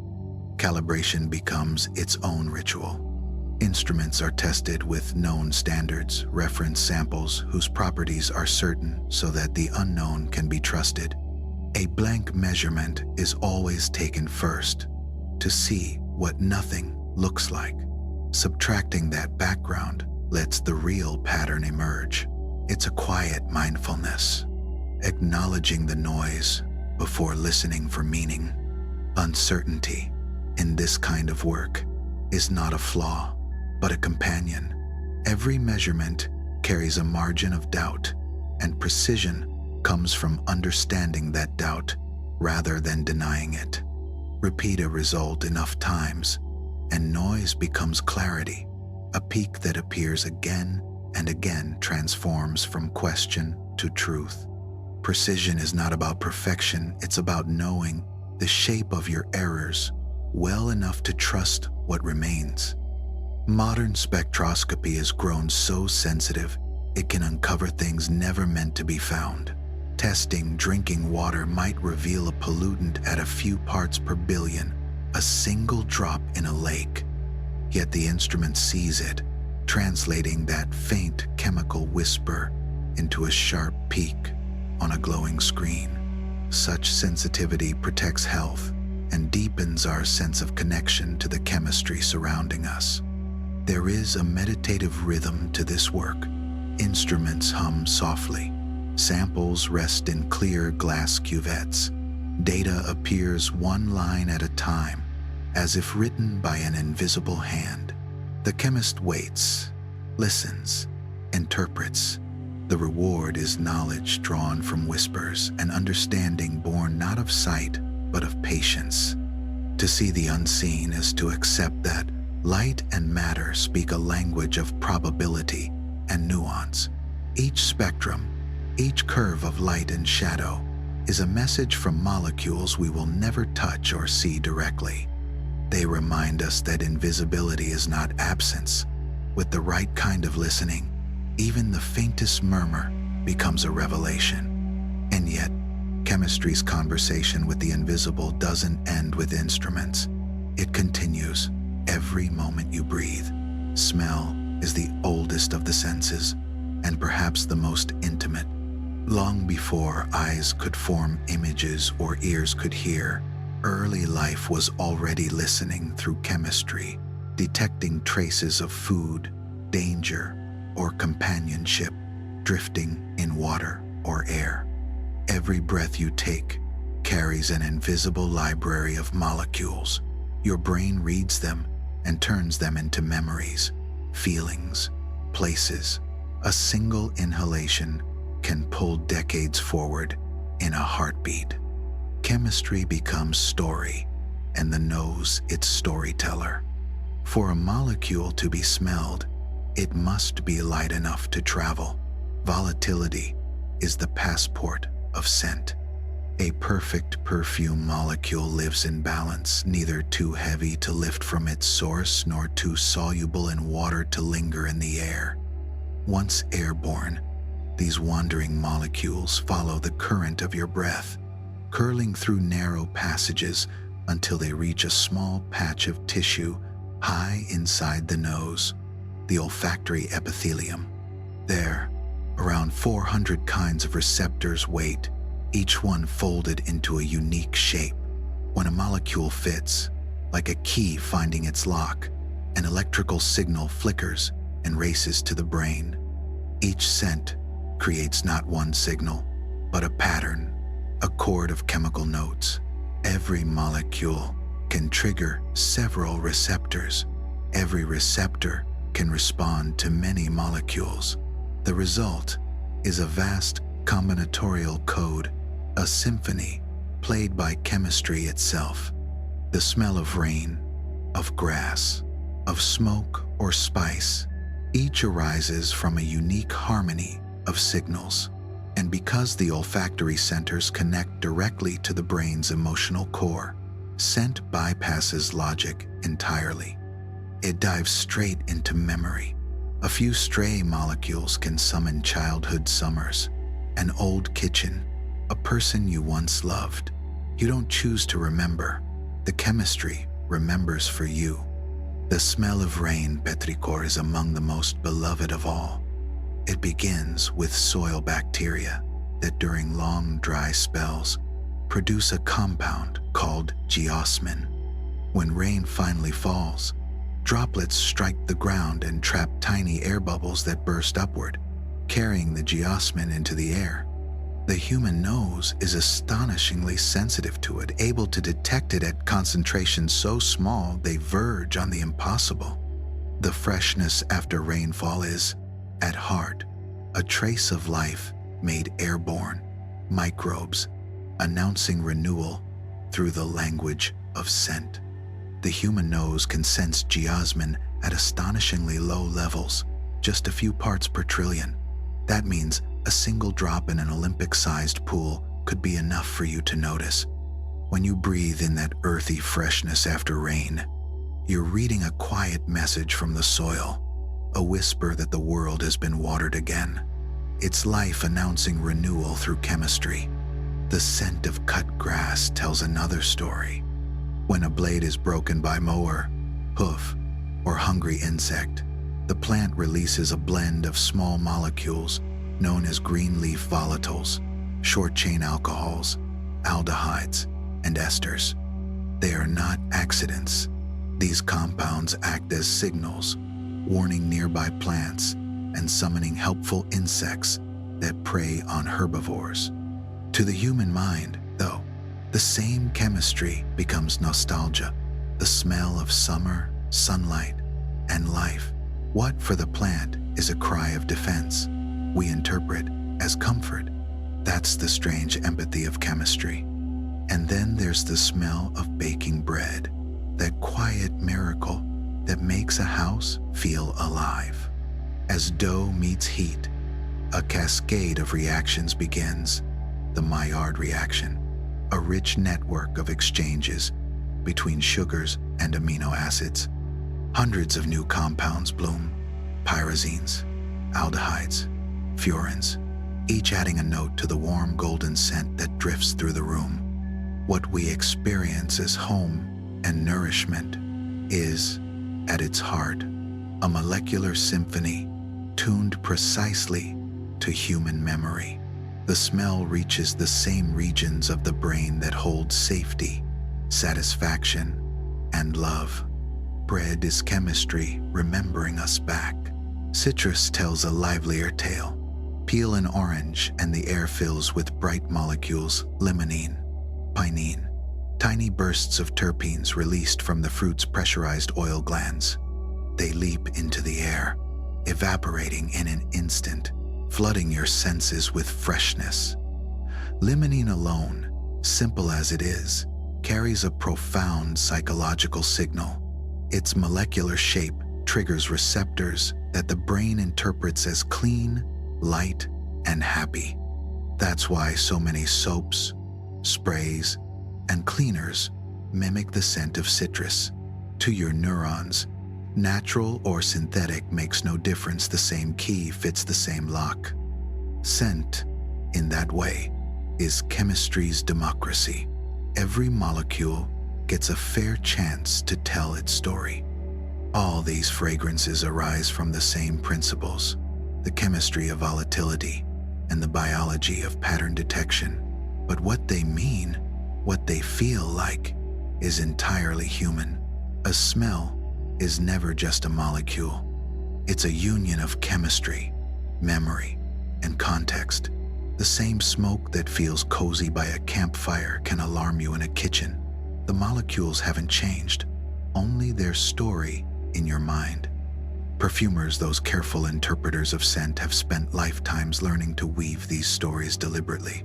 They blend hundreds of volatile compounds into a composition that unfolds in layers. The first impression comes from top notes, the lightest molecules that evaporate quickly. Then, the middle notes bloom: florals, herbs, spices, followed by the base, the heavier scents that linger long after the first has faded. It's chemistry organized like music, where volatility becomes rhythm and structure becomes harmony. Though the science follows the strict laws of physics, the result is pure art. One arrangement can evoke joy, another, sorrow. Two scents that share half their ingredients can feel entirely different. Perfume is proof that emotion and chemistry use the same raw materials. The sense of smell also connects us deeply with other creatures. Dogs, for example, live in a world built almost entirely from scent. Their noses contain around 300 million receptors, hundreds of times more than ours, and their brains devote vast space to decoding the information those receptors gather. A trained dog can follow a person's trail across city streets or fields, detecting molecules at concentrations that would be imperceptible to us. Moths can detect a single pheromone molecule released miles away by a mate. Compared with them, humans are modest sniffers, but we hold something uniquely our own, an emotional resonance that none of the other senses quite match. Your nose is, in a way, a storyteller of the world's chemistry. It can read a person's recent meal, sense a blooming flower blocks away, or predict rain before a single drop falls. Every breath gathers a new set of clues. Each scent becomes a marker in your personal map of memory. Years from now, a faint trace of the same molecule might carry you back through time in an instant to a certain place, a certain evening, a certain version of yourself. So much of beauty moves invisibly through the air. The fragrance of a rose, the musk of soil, the crisp bite of winter wind. All of them are conversations between matter and memory, molecules whispering stories that your mind translates into emotion. It's one of the gentlest forms of communication life ever invented, a reminder that memory, feeling, and chemistry are never truly separate. Even when the air seems clear, it's never empty. Around you float countless tiny travelers, droplets, crystals, dust, and clusters of molecules so small that billions could fit inside a single raindrop. They form the middle world between gas and liquid, a realm known as aerosols. They shape clouds, soften sunlight, tint the horizon, and yet most days we walk through them without a thought. An aerosol is simply matter suspended in air. Mist, fog, haze, perfume, smoke, even your own breath on a cold morning. The word itself means solution in the sky. Each particle may be as large as a grain of dust or as small as a virus, floating for minutes or weeks before gravity finally claims it. Aerosols form through two main paths. In one, called nucleation, molecules cluster spontaneously, building themselves from nothing. In the other, condensation, vapor collects on existing specks of dust or salt already drifting in the air. Nucleation is nature's most delicate act of creation. Imagine humid air, full of water molecules darting like dancers. Most glide past each other, but sometimes a few stick together long enough to form a tiny cluster. If it's too small, it evaporates again, undone by surface tension. But if it grows just large enough, stability takes hold, and more molecules join. A droplet is born. From there, condensation adds layer upon layer, growing the droplet molecule by molecule. Surface tension becomes its invisible skin, stretched tight to resist expansion. The smaller the droplet, the stronger that tension, which means the tiniest ones need higher humidity to survive. It's a quiet negotiation between growth and evaporation, happening all around you, all the time. Many droplets begin life on a foundation, a particle of dust, soot, or salt, known as a condensation nucleus. Water vapor clings to these surfaces more easily than it does to empty air. A grain of sea salt, lifted from an evaporating wave, becomes irresistible to moisture. Even at low humidity, it gathers water, swelling as it drinks. This is called hygroscopic growth. The result can turn a crystal of salt into a misty sphere, bright enough to scatter sunlight and blur the horizon. It's why coastal air feels heavier and glows softly in the afternoon light. The chemistry of the sea continues in the sky. Above, the same process builds clouds. The atmosphere is filled with invisible condensation nuclei, tiny seeds of salt, dust, and organic matter. As warm air rises and cools, water vapor condenses upon them, forming droplets less than 1/100th of a millimeter wide. Alone, each is invisible. Together, billions scatter sunlight into the luminous shapes that drift overhead. Every cloud is sunlight ricocheting through a suspension of droplets, each one a perfect balance between water and air. Within those clouds, droplets collide and merge. Some grow heavy enough to fall. Rain is born not from a single droplet, but from countless small agreements between molecules. The journey from vapor to droplet to raindrop depends on temperature, humidity, and the presence of those tiny seeds. Each drop that lands on your skin is the product of trillions of invisible negotiations. Aerosols also color the sky. Small particles scatter short wavelengths of light, giving us blue, midday heavens. When the air thickens with larger particles, smoke, dust, volcanic ash, the scattering shifts toward red and orange, painting sunsets and sunrises in richer tones. Even the white glare of a hazy afternoon is the work of aerosols, diffusing sunlight into a gentle glow. Chemistry, without trying, creates beauty. Closer to home, aerosols shape the textures of daily life. The fine mist from a perfume bottle, the cloud from a kitchen kettle, the fizz of soda releasing its micro droplets into the air, all are forms of suspended matter. When you exhale on a cold day and see your breath bloom briefly before you, that's water from your lungs meeting the chill, a transient cloud, a reminder that your body, too, makes weather. Nature remains the grand designer of aerosols. Ocean waves fling salt upward. Volcanoes cast plumes of sulfur and ash. Forests release pollen and organic molecules. Deserts send dust halfway across the globe. These invisible travelers help regulate the planet's temperature and shape its clouds and rainfall. Some aerosols reflect sunlight, cooling the earth. Others absorb heat, trapping it. A change as small as a shift in particle size can alter how much sunlight reaches the ground. It's humbling to think that the faintest mist, the quietest haze, can reach into the rhythm of the planet itself. Chemistry at the smallest scale has the power to steer climate, color, and the story of life.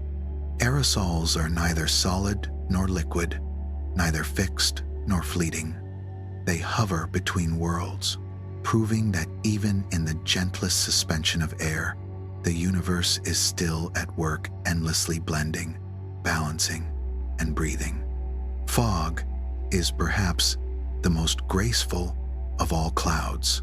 It doesn't tower or thunder. It walks softly at ground level, turning air into something you can almost touch. Step into it, and you pass through 1,000,000 droplets, brushing against your skin, too small to feel, yet large enough to scatter every beam of light into a luminous haze. The chemistry of water floats around you like breath made visible, painting the world in pale silver.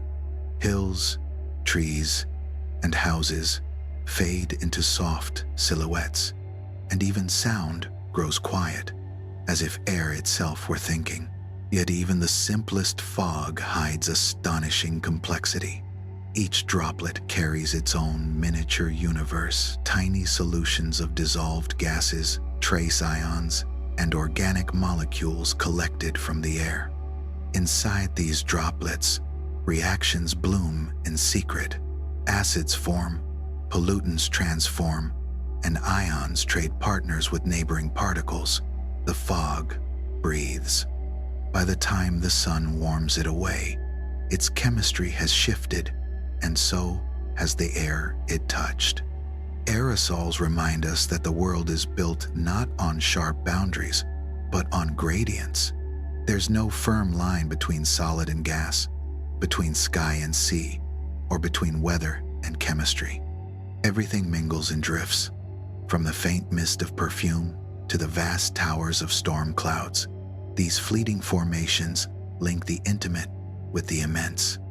The next time you see your own breath in winter or watch morning fog slide over a field, think of the unseen balance that holds it together: surface tension, humidity, light, and gravity's tender pull. Every droplet hanging in the air tells a story of temperature and chance. For a brief moment, invisible molecules join hands to make the air visible. Then, as always, they drift apart again, leaving only calm behind. That thin air we move through our atmosphere is astonishingly fragile. If Earth were the size of a classroom globe, the atmosphere would be no thicker than a coat of varnish on its surface. And yet, this delicate film of gases performs one of nature's most vital balancing acts. It keeps the planet comfortably warm. Without it, the average temperature would plunge far below freezing.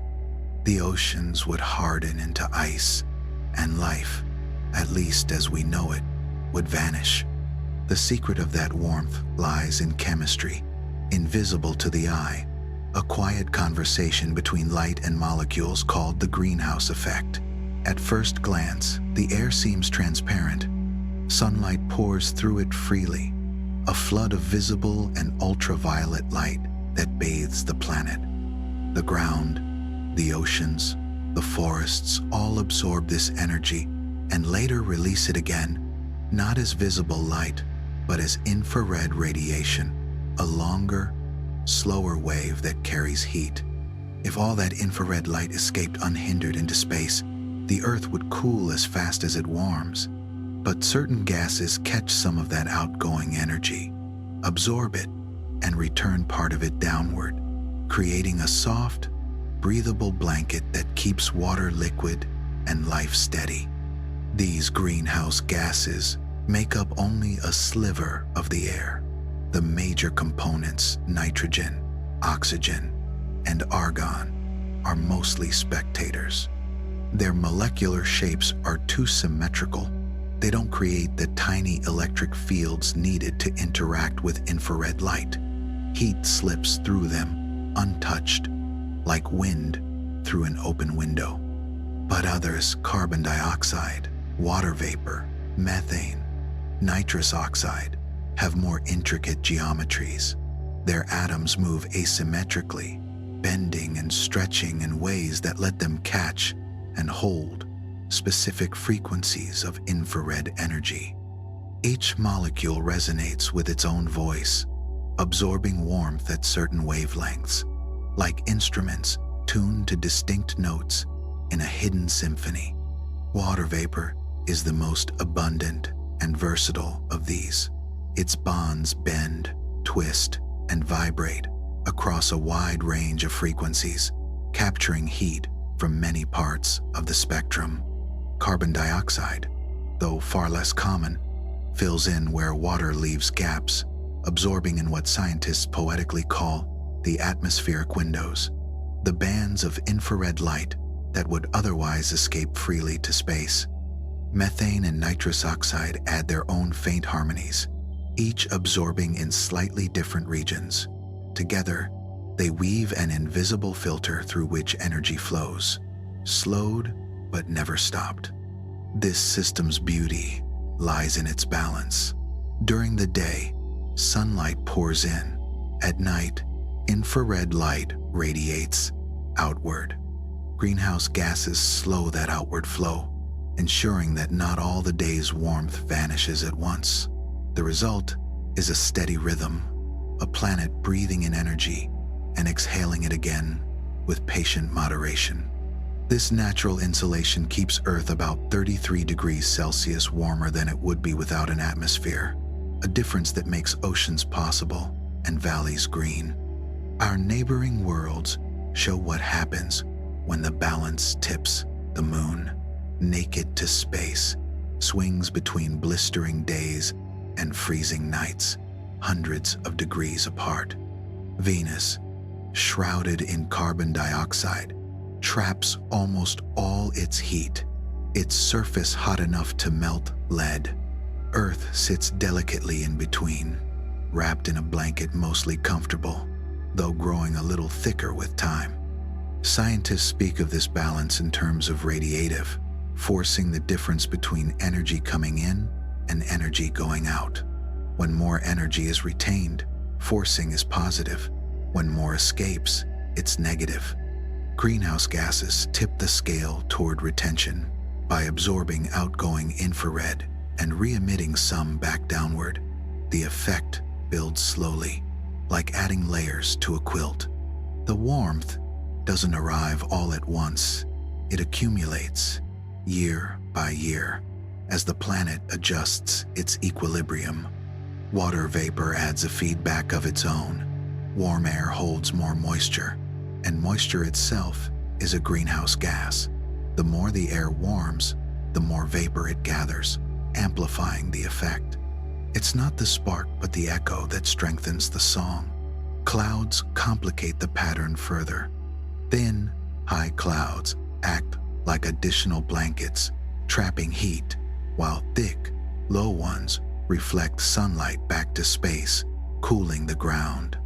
The planet's temperature hovers between these counterforces, shaped by the geometry of droplets and the poetry of light. Ice and snow add another layer of conversation. White surfaces reflect sunlight, keeping the world cool. When they melt, darker ground and water absorb more heat, which melts more ice, in turn a feedback loop painted in brightness and shadow. Chemistry, light, and reflection join hands to determine how far warmth reaches and how long it stays. The true strength of greenhouse gases lies not in their quantity, but in their patience. Water vapor cycles out of the atmosphere in days or weeks, but carbon dioxide, methane, and nitrous oxide can linger for decades or centuries. Each molecule is a quiet ledger of energy, holding a memory of sunlight long after the photon that began it has moved on. Over millennia, these gases exchange places with oceans and rocks, dissolving, reacting, re-emerging through volcanic breath. The planet's thermostat operates across every scale, from the flicker of a raindrop to the slow rearrangement of continents. Despite its name, the greenhouse effect isn't a trap. It's a conversation, a balance between incoming solar radiation and outgoing infrared light. Without it, the nights would be bitter and still, the seas locked beneath ice. With too much, warmth piles up faster than it can disperse, yet the chemistry itself remains impartial. Photons are absorbed, bonds stretch and release. Energy moves from molecule to molecule in quiet exchange. Each vibrational mode of a gas molecule behaves like a spring, its atoms moving back and forth at precise frequencies set by their mass and bond strength. When an infrared photon of matching wavelength passes, the spring catches it, vibrating a little faster. holding the heat for a heartbeat before releasing it again. The re-emitted energy scatters in every direction, some outward toward space, some back downward toward Earth. The atmosphere glows faintly in infrared all the time, an invisible dialogue of warmth between ground and sky. Think of it as the planet's own conversation of light. Sunlight speaks in short wavelengths. The surface replies in longer ones, and greenhouse gases act as interpreters, repeating part of the message back downward. The Earth stays warm not because energy is trapped, but because it is shared, absorbed, re-emitted, recycled in a ceaseless rhythm. The system breathes. And there's comfort in knowing that the same chemistry that keeps you warm tonight also lifts clouds, fuels rain, and keeps oceans from turning to glass. It isn't a villain or a miracle, just a mechanism, a balance, delicate enough to sustain life through the wildness of time. High above that breathing blanket, another chemistry unfolds. Sunlight, invisible and fierce, meets oxygen and performs a quiet act of alchemy. Ultraviolet photons strike oxygen molecules, splitting them into single atoms that drift briefly through the air before finding partners. When a solitary atom meets an intact O2 molecule, they bind to form ozone, a trio of oxygen atoms holding each other in an energetic embrace. The same element that keeps us alive at the surface becomes tens of kilometers higher, our planet's sunscreen. Ozone's story is one of constant creation and destruction. In the stratosphere, ultraviolet light both forms and breaks it, a steady rhythm of making and unmaking that keeps the layer stable. Each molecule lasts only minutes before it is split again, but the dance never stops. The result is a shimmering veil that absorbs much of the ultraviolet radiation that would otherwise scour the surface. It protects life while itself living on borrowed time. Lower down, the story reverses. Near the ground, ozone is no longer a guardian, but a symptom born from pollution and sunlight colliding where they shouldn't. Yet, even here, it's only one player in a larger, restless drama, the chemistry of radicals. A radical is a molecule or atom with an unpaired electron, a tiny imbalance that makes it wildly reactive. These species live fast and vanish quickly, existing for seconds or less, but during that brief existence, they steer the entire chemistry of the atmosphere. The most important of them all is the hydroxyl radical, written as OH. Chemists call it the detergent of the sky. It reacts with almost every pollutant it meets, stripping electrons, rearranging bonds, turning stubborn gases into gentler ones that dissolve in rain or settle to the ground. Hydroxyl radicals are born when ultraviolet light interacts with ozone or water vapor, freeing fragments that immediately reach out for partners. Once created, they ignite a cascade of reactions, converting carbon monoxide into carbon dioxide, breaking down methane, and cleaning the air molecule by molecule. This silent maintenance happens constantly. Without radicals, pollutants would accumulate, smog would stagnate, and the air would lose its ability to renew itself. The invisible chemistry above us is never still. It makes and unmakes in equal measure, catching photons, splitting bonds, and restoring balance before dawn. The same light that burns skin also builds ozone. The same radicals that could corrode a metal railing cleanse the atmosphere that carries your next breath. In these exchanges, minute, fleeting, unseen, the sky keeps its promise of renewal. High above the surface, the invisible work of radicals continues. Among them are the nitrogen oxides, molecules of nitrogen and oxygen that dance in ever-shifting forms. Chemists gather them under one name, NOx. In sunlight, nitrogen dioxide splits apart, releasing a free oxygen atom that quickly binds with ordinary oxygen gas to form ozone. When night falls, the reactions reverse. Nitric oxide, nitrogen dioxide, and ozone shuffle into temporary compounds, storing themselves as nitrates that dissolve with the morning dew. Daylight builds, darkness restores. Between creation and destruction, the rhythm of the lower atmosphere hums quietly on, guided by light, warmth, and chance encounters. Then come the organic radicals, the carbon-based partners in this restless chemistry. Peroxy and alkoxy radicals, known to scientists as RO2 and RO, are born when hydrocarbons from plants or engines meet the vigilant hydroxyl radical. They are the intermediaries, the dancers passing oxygen atoms from one partner to another in a crowded hall. Some of their reactions are merciful, cleansing the air by transforming pollutants into gentler forms.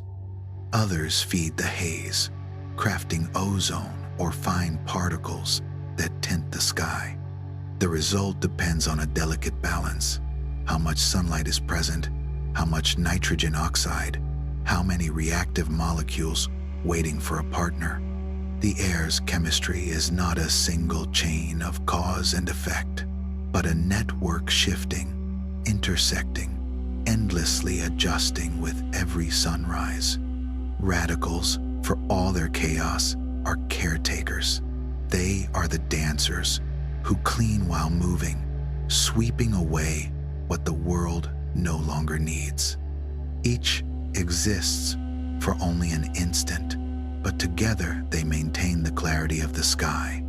You can't see them, yet their fingerprints are everywhere. In the scent of rain after lightning, in the slow fading of smog after a bright afternoon, in the thin shimmer that vanishes when the weather turns.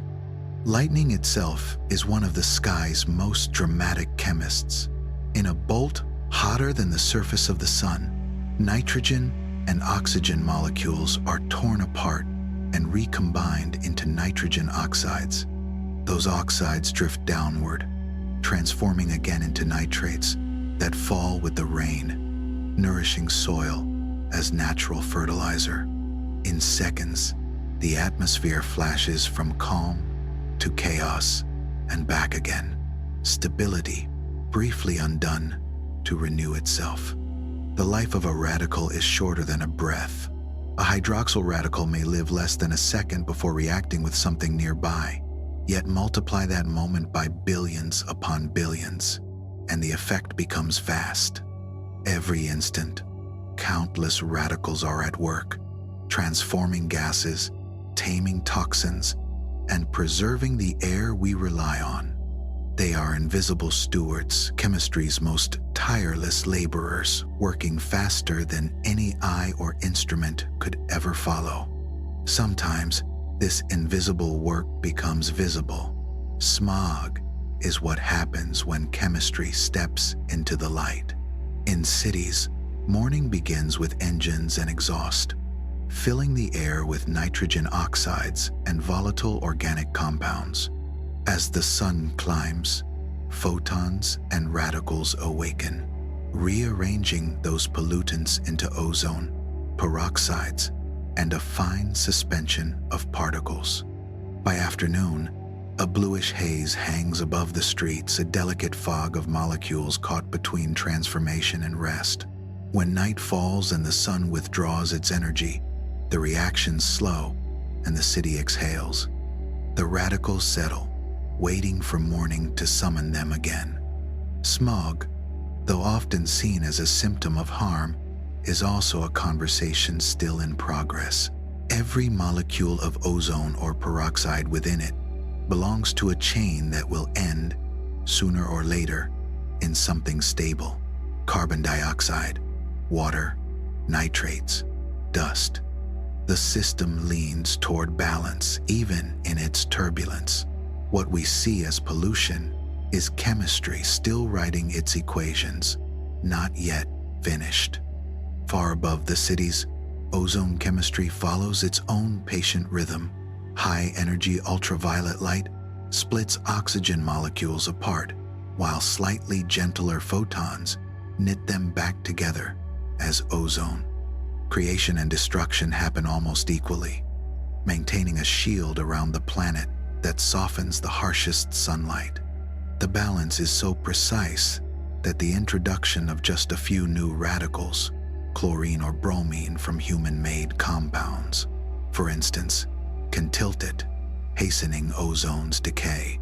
But since those reactive intruders have begun to fade from the atmosphere, the shield repairs itself molecule by molecule, a slow recovery written in ultraviolet and oxygen.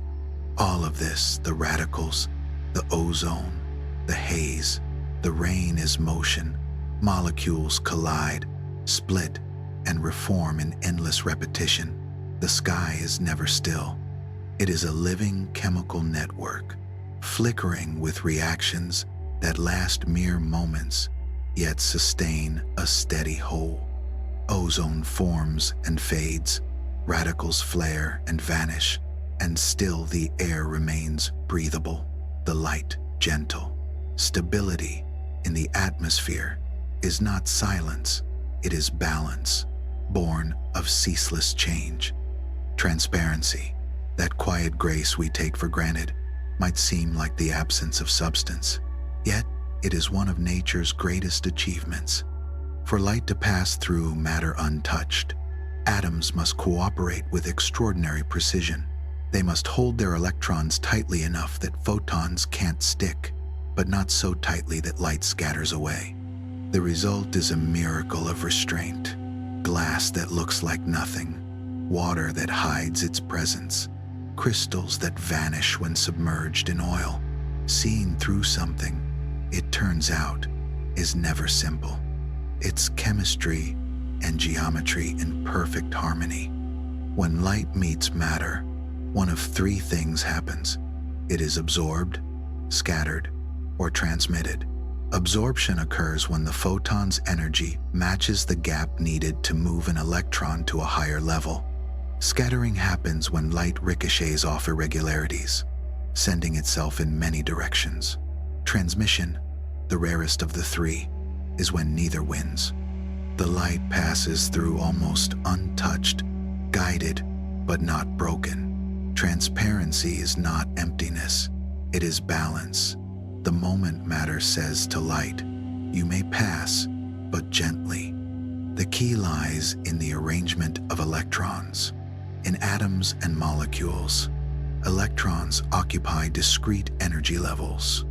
In solids, where atoms sit shoulder to shoulder, those levels blur into broad bands separated by gaps. If a photon's energy is smaller than the band gap, it cannot excite an electron. The gate is locked, and the photon glides through unharmed.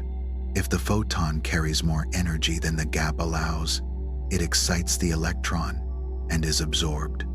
This is why glass, quartz, and pure water are transparent to visible light, but not to ultraviolet. Their band gaps are wide enough that visible photons lack the strength to cross them, while ultraviolet light has enough energy to be swallowed. Metals, on the other hand, are opaque because their electrons roam freely. Almost any photon can stir them, so light is either absorbed or reflected. Transparency happens only when the photons of visible light find no resonance in the electronic structure of matter. Even then, scattering can still cloud the view. The color of the sky, the glow of milk, the shimmer of frosted glass all arise from light bouncing off tiny irregularities. When those particles are much smaller than light's wavelength, as in the atmosphere, blue light scatters more strongly, giving the sky its color. When the particles are larger, closer in size to the wavelength, all colors scatter equally. That's why clouds appear white. Their droplets blend every hue into brightness. To be truly transparent, a material must be uniform at the tiniest scale. No bubbles, no defects, nothing near the size of a wavelength of light. It's an almost impossible condition, measured in mere hundreds of nanometers. Glass achieves it by freezing disorder. When molten sand cools quickly, its atoms have no time to settle into a repeating crystal lattice. The result is an amorphous solid, smooth and random enough that light passes through almost unaware of its presence. Crystals can also be transparent, but for a different reason. In diamond or quartz, the atomic lattice is so exquisitely ordered that light waves travel through in perfect step, each atom letting the wave pass on to the next without disruption. Imagine a crowd parting in rhythm, each person stepping aside just in time for the light to flow unbroken. Transparency, in this case, is choreography. Refraction, the bending of light, is another piece of the story. When light moves from one medium to another, its speed changes, and so does its direction. The measure of this change is the refractive index. Glass bends light enough to focus it into lenses, helping eyes and telescopes alike. Water bends it gently, enough to make a straw appear crooked. Diamond bends it fiercely, trapping light inside itself and scattering it into brilliance. Transparency, in these cases, is not invisibility, but control, the shaping of light without destroying it. At every surface, a small portion of light reflects. That's why even the clearest window gives a faint ghost of your face. The greater the contrast between materials, the stronger the reflection. A wet road glistens because the new boundary between air and water changes the angles, turning dull asphalt into a temporary mirror. Water is perhaps nature's most elegant transparent material. A shallow pool looks clear because visible light moves through it easily. But as depth increases, red light is absorbed first, then orange and yellow, leaving blue to wander deepest. That's why the ocean wears the color of distance. Water's molecules also absorb infrared, warming gently, while ultraviolet light is swallowed entirely. Between those extremes lies a narrow window, visible light, that happens, by cosmic coincidence, to match the range plants need for photosynthesis. The sea is clear because sunlight needed to reach its gardens. Plastics, too, manage clarity through chemistry. Polymers like acrylic and polycarbonate are made of long, tangled chains of carbon and hydrogen, with energy gaps wide enough to ignore visible light. But the smallest imperfection and impurity, a bit of crystallization, can scatter photons and turn transparency to haze. That's why some plastics yellow with age. Tiny structural shifts create new scattering centers, and light begins to lose its way. Transparency demands molecular discipline. Nature offers her own examples. Pure ice, free of air bubbles, can be as transparent as glass, while snow made of countless tiny crystals appears white because every boundary scatters light. The same material, arranged differently, transforms from clear to opaque. Polish, a surface smooth and light glides through. Roughen it slightly, and brightness turns to blur. The boundary between clarity and cloudiness can be just a few nanometers wide. And perhaps the most humbling truth, what looks empty is never empty. A cubic centimeter of glass holds about 10 quadrillion atoms, each following quantum laws with silent precision. Yet those atoms somehow agree to let light pass. Every photon that moves through a window does not sail untouched, it dances, The electromagnetic field of light nudges the electrons, which sway and return the borrowed energy in an instant, over and over again. The light slows slightly, not because it's hindered, but because it's being passed hand to hand at unimaginable speed. Transparency, then, is not the absence of interaction, it's the perfection of it.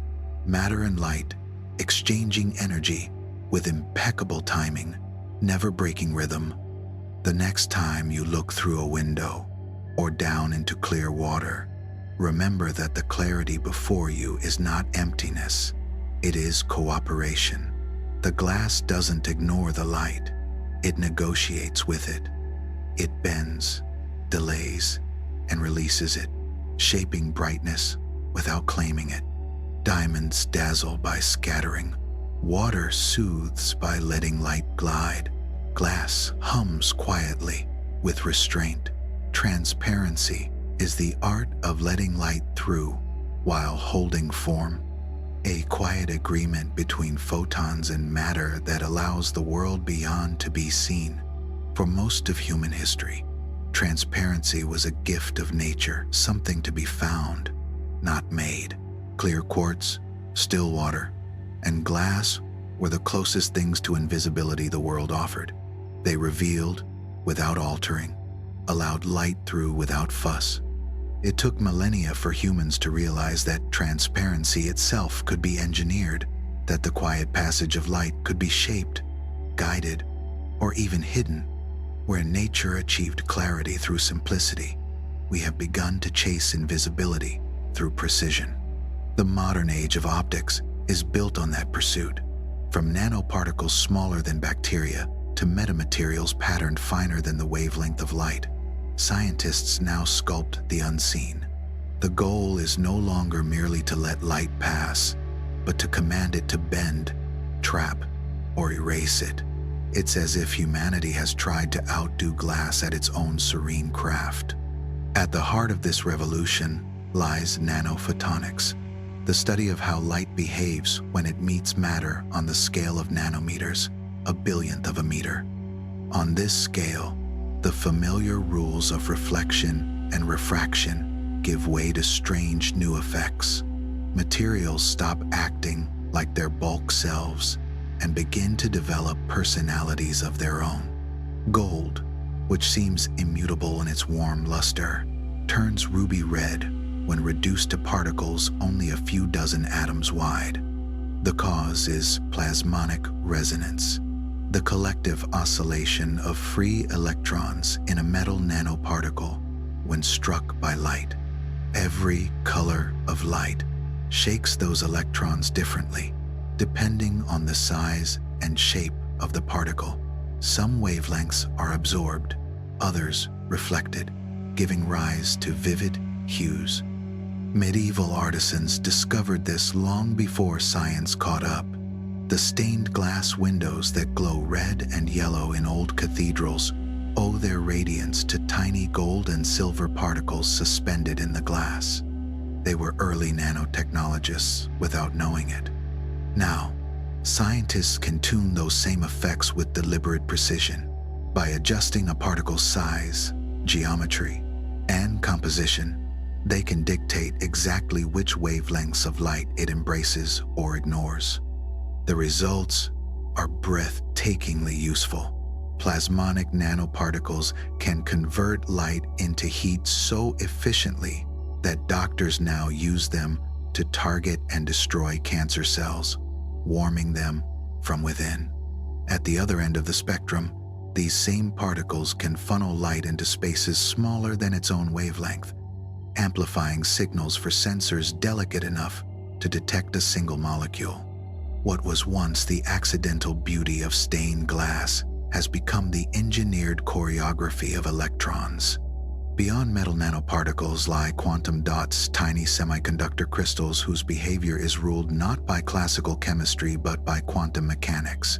When light excites them, they re-emit it in colors determined by their size. Shrink the dot, and its glow shifts toward blue. Enlarge it, and the light warms toward red. This tunability has made quantum dots the stars of modern display technology. Televisions and monitors boasting quantum color achieve their brilliance by using layers of these dots to transform backlight into pure, vivid hues. The reds, greens, and blues on a high-end screen are not painted, they are quantized. Thin films bring another chapter to the story. When light reflects from multiple layers, only a few hundred nanometers thick, the overlapping waves interfere, canceling some colors, reinforcing others. The result is the rainbow shimmer of soap bubbles and oil slicks. Engineers have learned to reproduce that natural interference with intention. The anti-reflective coatings on eyeglasses, cameras, and solar panels are carefully tuned stacks of nanoscale films that cancel glare while enhancing transmission. Some modern surfaces are so non-reflective they appear like holes cut into reality, swallowing light almost entirely. These black materials rely on forest-like nanostructures that trap photons in endless reflections, giving them no path out. What you see isn't color, it's the absence of escape. The boldest approach of all comes from metamaterials, artificial structures designed to bend electromagnetic waves in ways nature never intended. Their magic lies not in chemistry, but in geometry. Arrays of microscopic loops, pillars, and spirals act as tiny antennas that interact with light on scales smaller than its wavelength. By altering these patterns, researchers can create materials with negative refractive indices, substances that bend light backward instead of forward. In water or glass, light slows down and curves toward the denser medium. In a metamaterial, it does the opposite. The wave fronts curl around obstacles, emerging on the other side as if the object were never there. When this idea was first demonstrated in the early 2000s, it sounded like sorcery, a cloak of invisibility woven not from myth, but mathematics. The dream of a true optical cloak remains elusive. Early versions worked only for microwaves, not visible light, and only from specific angles. Shrinking the geometric structures small enough to manipulate visible wavelengths is an immense challenge. Even when achieved, the effect is delicate and partial, dependent on narrow conditions. Yet the achievement remains extraordinary. For the first time, humanity learned to sculpt the very path of light to persuade photons to walk around matter instead of through it. Outside the lab, the same principles have found more practical ends. Metamaterials have produced superlenses that capture details smaller than the wavelength of light, breaking what was once thought an unbreakable limit of resolution. They shape radar and radio waves for stealth technology, guide heat flow for better thermal management, and refine antennas for faster communication. In these cases, invisibility is not the goal, efficiency is. A solar panel that traps every photon, a coating that hides imperfections, a radar that whispers instead of shouts. All are variations on the same theme, mastering the unseen. There's a philosophical symmetry in this. Nature's transparency is effortless. Water, glass, and air achieve it by staying out of light's way. Human invisibility, by contrast, is an act of orchestration, a design so intricate that light bends and folds precisely as we wish. Transparency is serenity. Invisibility is ingenuity. Both reveal the same truth. Light is persuadable. It can be coaxed, guided, and shaped, whether by the lattice of a crystal or the pattern of a nanostructure. What we call invisibility is not the absence of light, but the mastery of its conversation with matter. Somewhere between a raindrop and a laboratory mirror, the story of light continues. It slips through windows, scatters in mist, and now curls invisibly around man-made structures designed to guide its path. The boundaries of visibility are no longer dictated only by nature. We have begun to build our own illusions. And perhaps that is the most poetic twist of all. After centuries of studying how light reveals the world, humans have learned how to make it look away. The world around us is already quietly engineered by the unseen. Every day, billions of invisible particles labor in silence, making screens brighter, lenses cleaner, and sunlight a little gentler on the skin. The age of the nanoworld isn't waiting in the future, it's woven through the present. Take something as ordinary as sunscreen. For centuries, protecting skin from sunlight meant coating it in thick white pastes of zinc oxide or titanium dioxide. They worked beautifully, reflecting ultraviolet light and scattering it away, but they also left faces chalky and pale. The transformation came when scientists learned to make those same minerals at the nanoscale. Shrunk down to particles just tens of nanometers across, titanium dioxide and zinc oxide still block ultraviolet light, but no longer scatter visible wavelengths. The cream becomes transparent, forming an invisible shield that reflects away the dangerous rays while letting ordinary sunlight pass through. Nanotechnology taught sunscreen how to disappear. These nanoparticles perform delicate optical tricks. Their size is tuned so that they scatter ultraviolet radiation most effectively, while leaving visible light untouched, a bouncer that stops only the troublemakers at the door. Small enough to vanish, large enough to defend, they form a barrier that protects without heat or heaviness. Modern sunscreens owe their clear, smooth finish to chemistry working below the threshold of sight.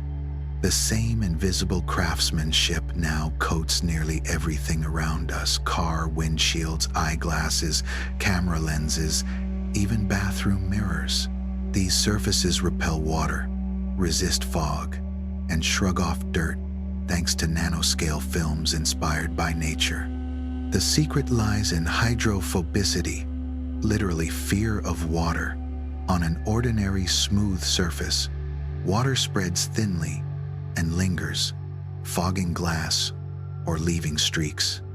But on a surface textured at the nanometer scale, droplets can't spread.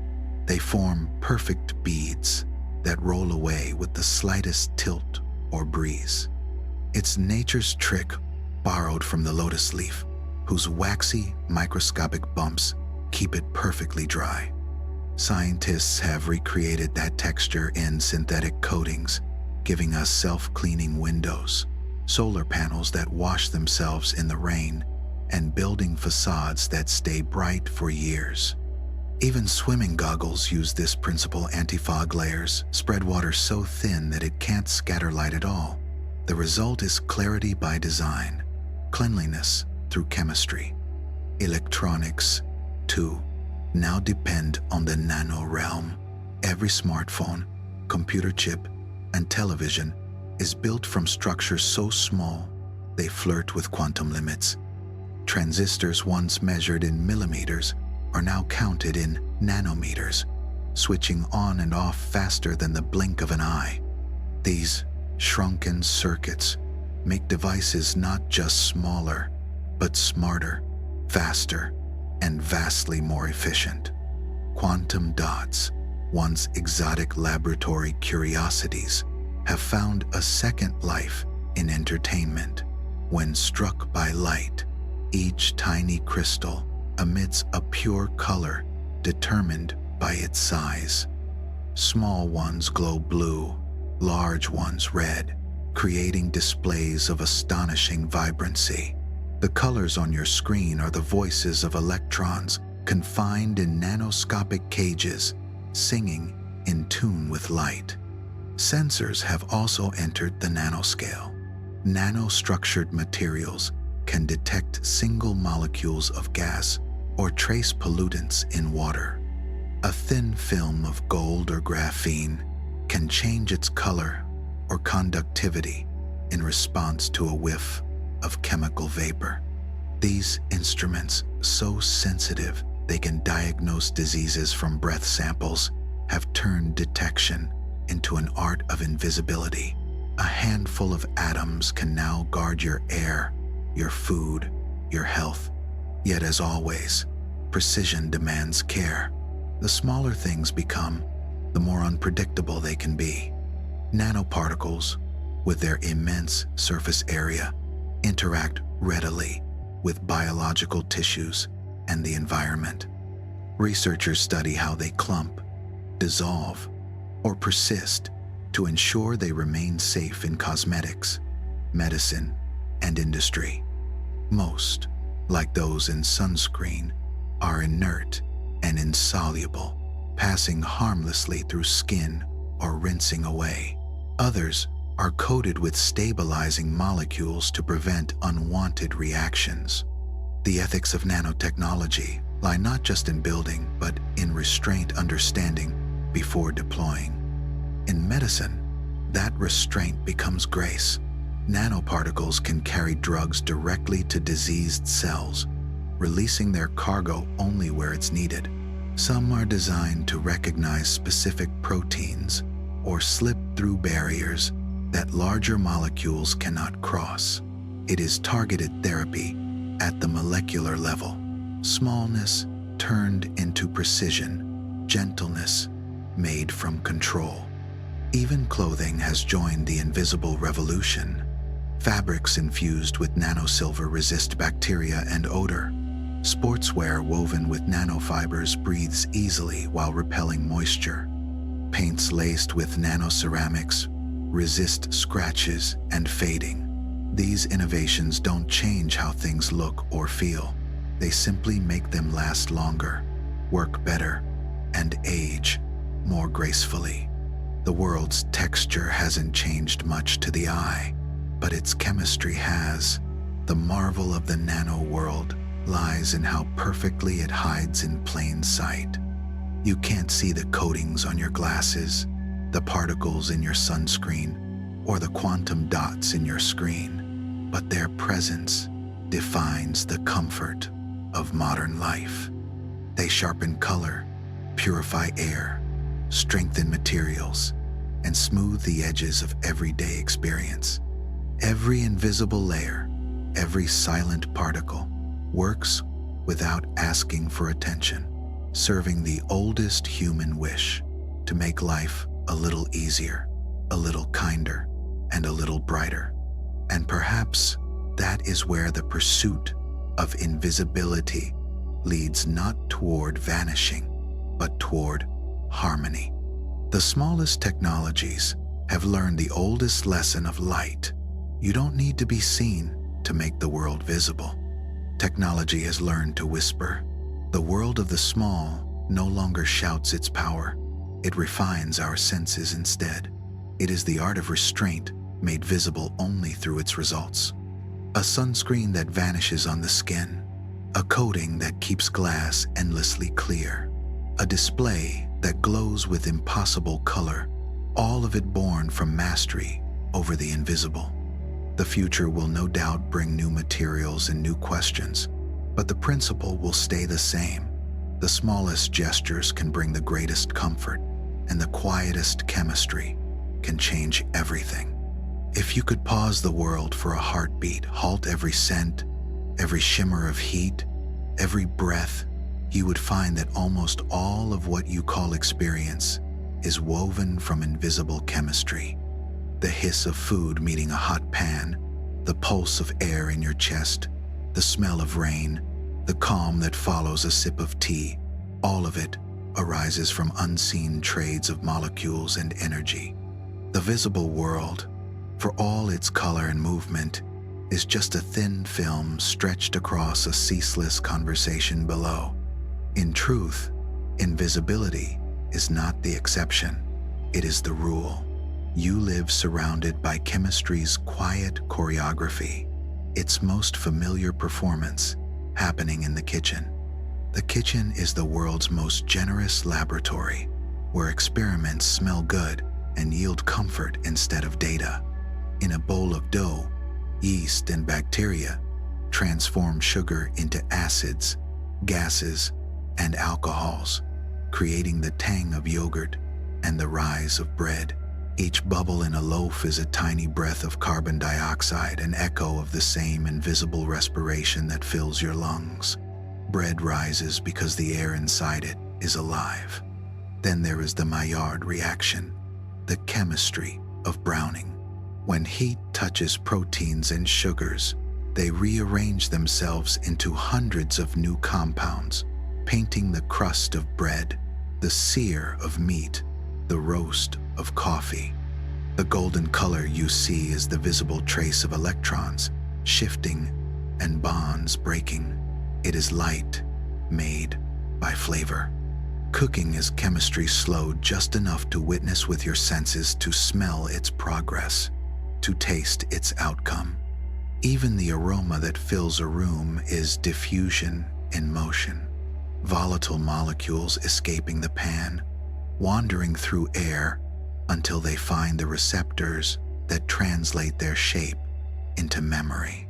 A single sniff gathers thousands of travelers, each molecule bouncing, colliding, and scattering before it lands inside your perception. The warmth of a kitchen, the comfort of baking bread, even the sharpness of garlic, all of it is the migration of atoms turned emotional. That same invisible chemistry hums within your body, keeping every moment alive. Each breath is an exchange, written at the smallest scale. Oxygen entering, carbon dioxide leaving, blood carrying its cargo in perfect rhythm. The carbon dioxide you release becomes food for plants, which return oxygen to the air, a quiet recycling powered by invisible light and gases. You can't see it, but you participate in it with every sigh. Inside you, still subtler dramas unfold. Neurotransmitters leap across synapses in bursts that last milliseconds, carrying thoughts, sensations, and moods. Dopamine, serotonin, acetylcholine, fleeting messengers that flicker in and out of existence, weaving emotion from molecules. Hormones work on a slower rhythm, shaping appetite, sleep, and tenderness. Adrenaline sharpens attention, melatonin dims it, oxytocin, in its gentle way, softens the edges of fear. The body is not a collection of parts, it is a sea of chemistry, alive with equilibrium. Even the emotions that feel immeasurable are, at their root, molecular. Joy is a cascade of signals. Calm, a gentle drop in cortisol. Connection, an invisible bloom of transmitters moving through the mind. Every heartbeat, every sigh is chemistry keeping time. Step outside, and the same quiet order continues, stretched across the planet. The air you move through is alive with invisible work. In the soil, bacteria fix nitrogen from the unreactive gas that fills most of the atmosphere, turning it into compounds plants can use. Without them, the world would lose its green. The smell of freshly turned earth or rain-soaked ground comes from geosmin, a molecule released by those same microbes as they breathe a scent so ancient and familiar that it feels like memory itself. When rain falls, droplets sweep through the air, collecting ions and dust. Their collisions release faint electrical charges, ionizing molecules and sharpening the scent of the storm. Lightning amplifies this chemistry, splitting nitrogen and oxygen apart to form reactive radicals that cleanse the sky, resetting the balance with each flash. Even thunder's echo marks an act of renewal. The oceans join the dialogue. Every breaking wave throws countless droplets into the air. As they evaporate, They leave behind grains of salt, microscopic crystals that drift upward, and seed clouds. Weather, in a sense, begins with salt. Each cloud you see is an invisible handshake between sea and sky, chemistry stretched across the horizon. Everywhere you look, the visible world rests on the shoulders of the unseen. Paint glows because pigments scatter only certain wavelengths. Glass is clear because photons find no reason to stop. The sky's blue comes from molecules scattering short light more than long. Even vision itself is chemistry.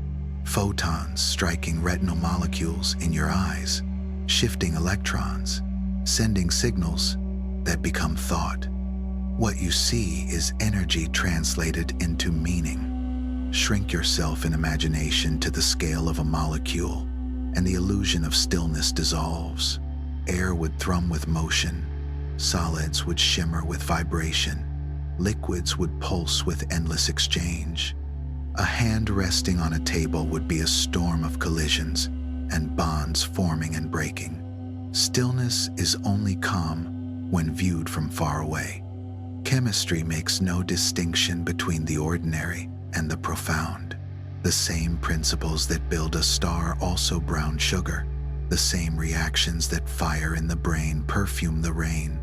Whether in a cell, a kitchen, or a cloud, chemistry is matter's way of speaking. It is the universe conversing with itself, atom by atom, in every moment of every day. It's easy to forget how much of life depends on what can't be seen. The unseen is so constant that it disappears twice, first from the eye, then from awareness. But from the air in your lungs to the light in your window, chemistry is always at work, stitching the visible world together. The unseen isn't absence, it's the framework that holds everything steady. Every breath is a miracle of proportion, nitrogen and oxygen mixing in just the right balance. Every glass of water is a liquid lattice of molecules, making and breaking hydrogen bonds with exquisite timing. Every cloud, every scent, every browned crust on a loaf of bread, all of it is molecules whispering to one another in silence. What seems still is only a slower kind of motion. The table under your hand vibrates with atomic rhythm. The calm air is a blur of collisions. Even your body so steady, so sure, is a web of exchanges. Electrons jumping, enzymes folding, protons drifting through invisible gradients. The chemistry of the world doesn't rest. It simply moves with such grace that you can't tell it's moving. There's comfort in that realization. The universe is not held together by chaos or accident, but by a patient conversation among invisible things. Molecules meet, react, and part, following the same quiet laws that have guided them since the first breath of air on Earth. Out of their constancy comes order. Out of their motion, life. The oxygen you breathe tonight was forged in a long-dead star. The carbon dioxide you exhale will feed a leaf, dissolve into the sea, or freeze into a distant cloud of ice. Chemistry is the great recycler, turning invisible particles into patterns that endure beyond any single life. Even the line between living and not living fades under its gaze. The spark that leaps across a neuron is cousin to the lightning that cracks the sky. The energy in your heartbeat follows the same physics as a candle flame. The difference is rhythm, not rule. Perhaps that is the true secret of invisibility. It isn't meant to hide things. It reminds us how perfectly they work. Molecules don't ask to be seen. They simply keep their promises. A glass of water stays liquid because its bonds are forever breaking and reforming in exquisite coordination. The air stays breathable because radicals, ozone, and clouds share the labor of balance. The chemistry of the invisible is not chaotic, it is the calm pulse of the world. If the visible world is a play, then the invisible is the stage crew, the silent hands behind the curtain, the gentle pulse that makes everything possible. The best chemists tonight are not in laboratories, but in the world itself. Molecules and microbes, catalysts and currents, each doing their quiet work while you sleep. Even now, oxygen diffuses through the air, dew gathers, enzymes hum softly in every living cell. The chemistry of life continues its rhythm, whether or not anyone notices. It doesn't need attention, only trust. Invisibility, in the end, is not mystery, it is peace. The more stable a process becomes, the less it needs to be seen. The unseen is not a void, but a promise that things are working as they should. And so, as this long story of invisible chemistry comes gently to rest, remember this: every sip of water, every breath of air, every scent of rain is part of an ancient choreography still unfolding. Molecules meet, separate, and return in patterns older than memory. The invisible does not merely support life, it is life, flowing through every heartbeat and storm alike. The calm you feel at night owes itself to chemistry too. Neurotransmitters easing the mind, hormones guiding the body toward rest. The peace you sense is molecular, the science of stillness written in atoms. So breathe deeply. The air you draw has circled the planet countless times.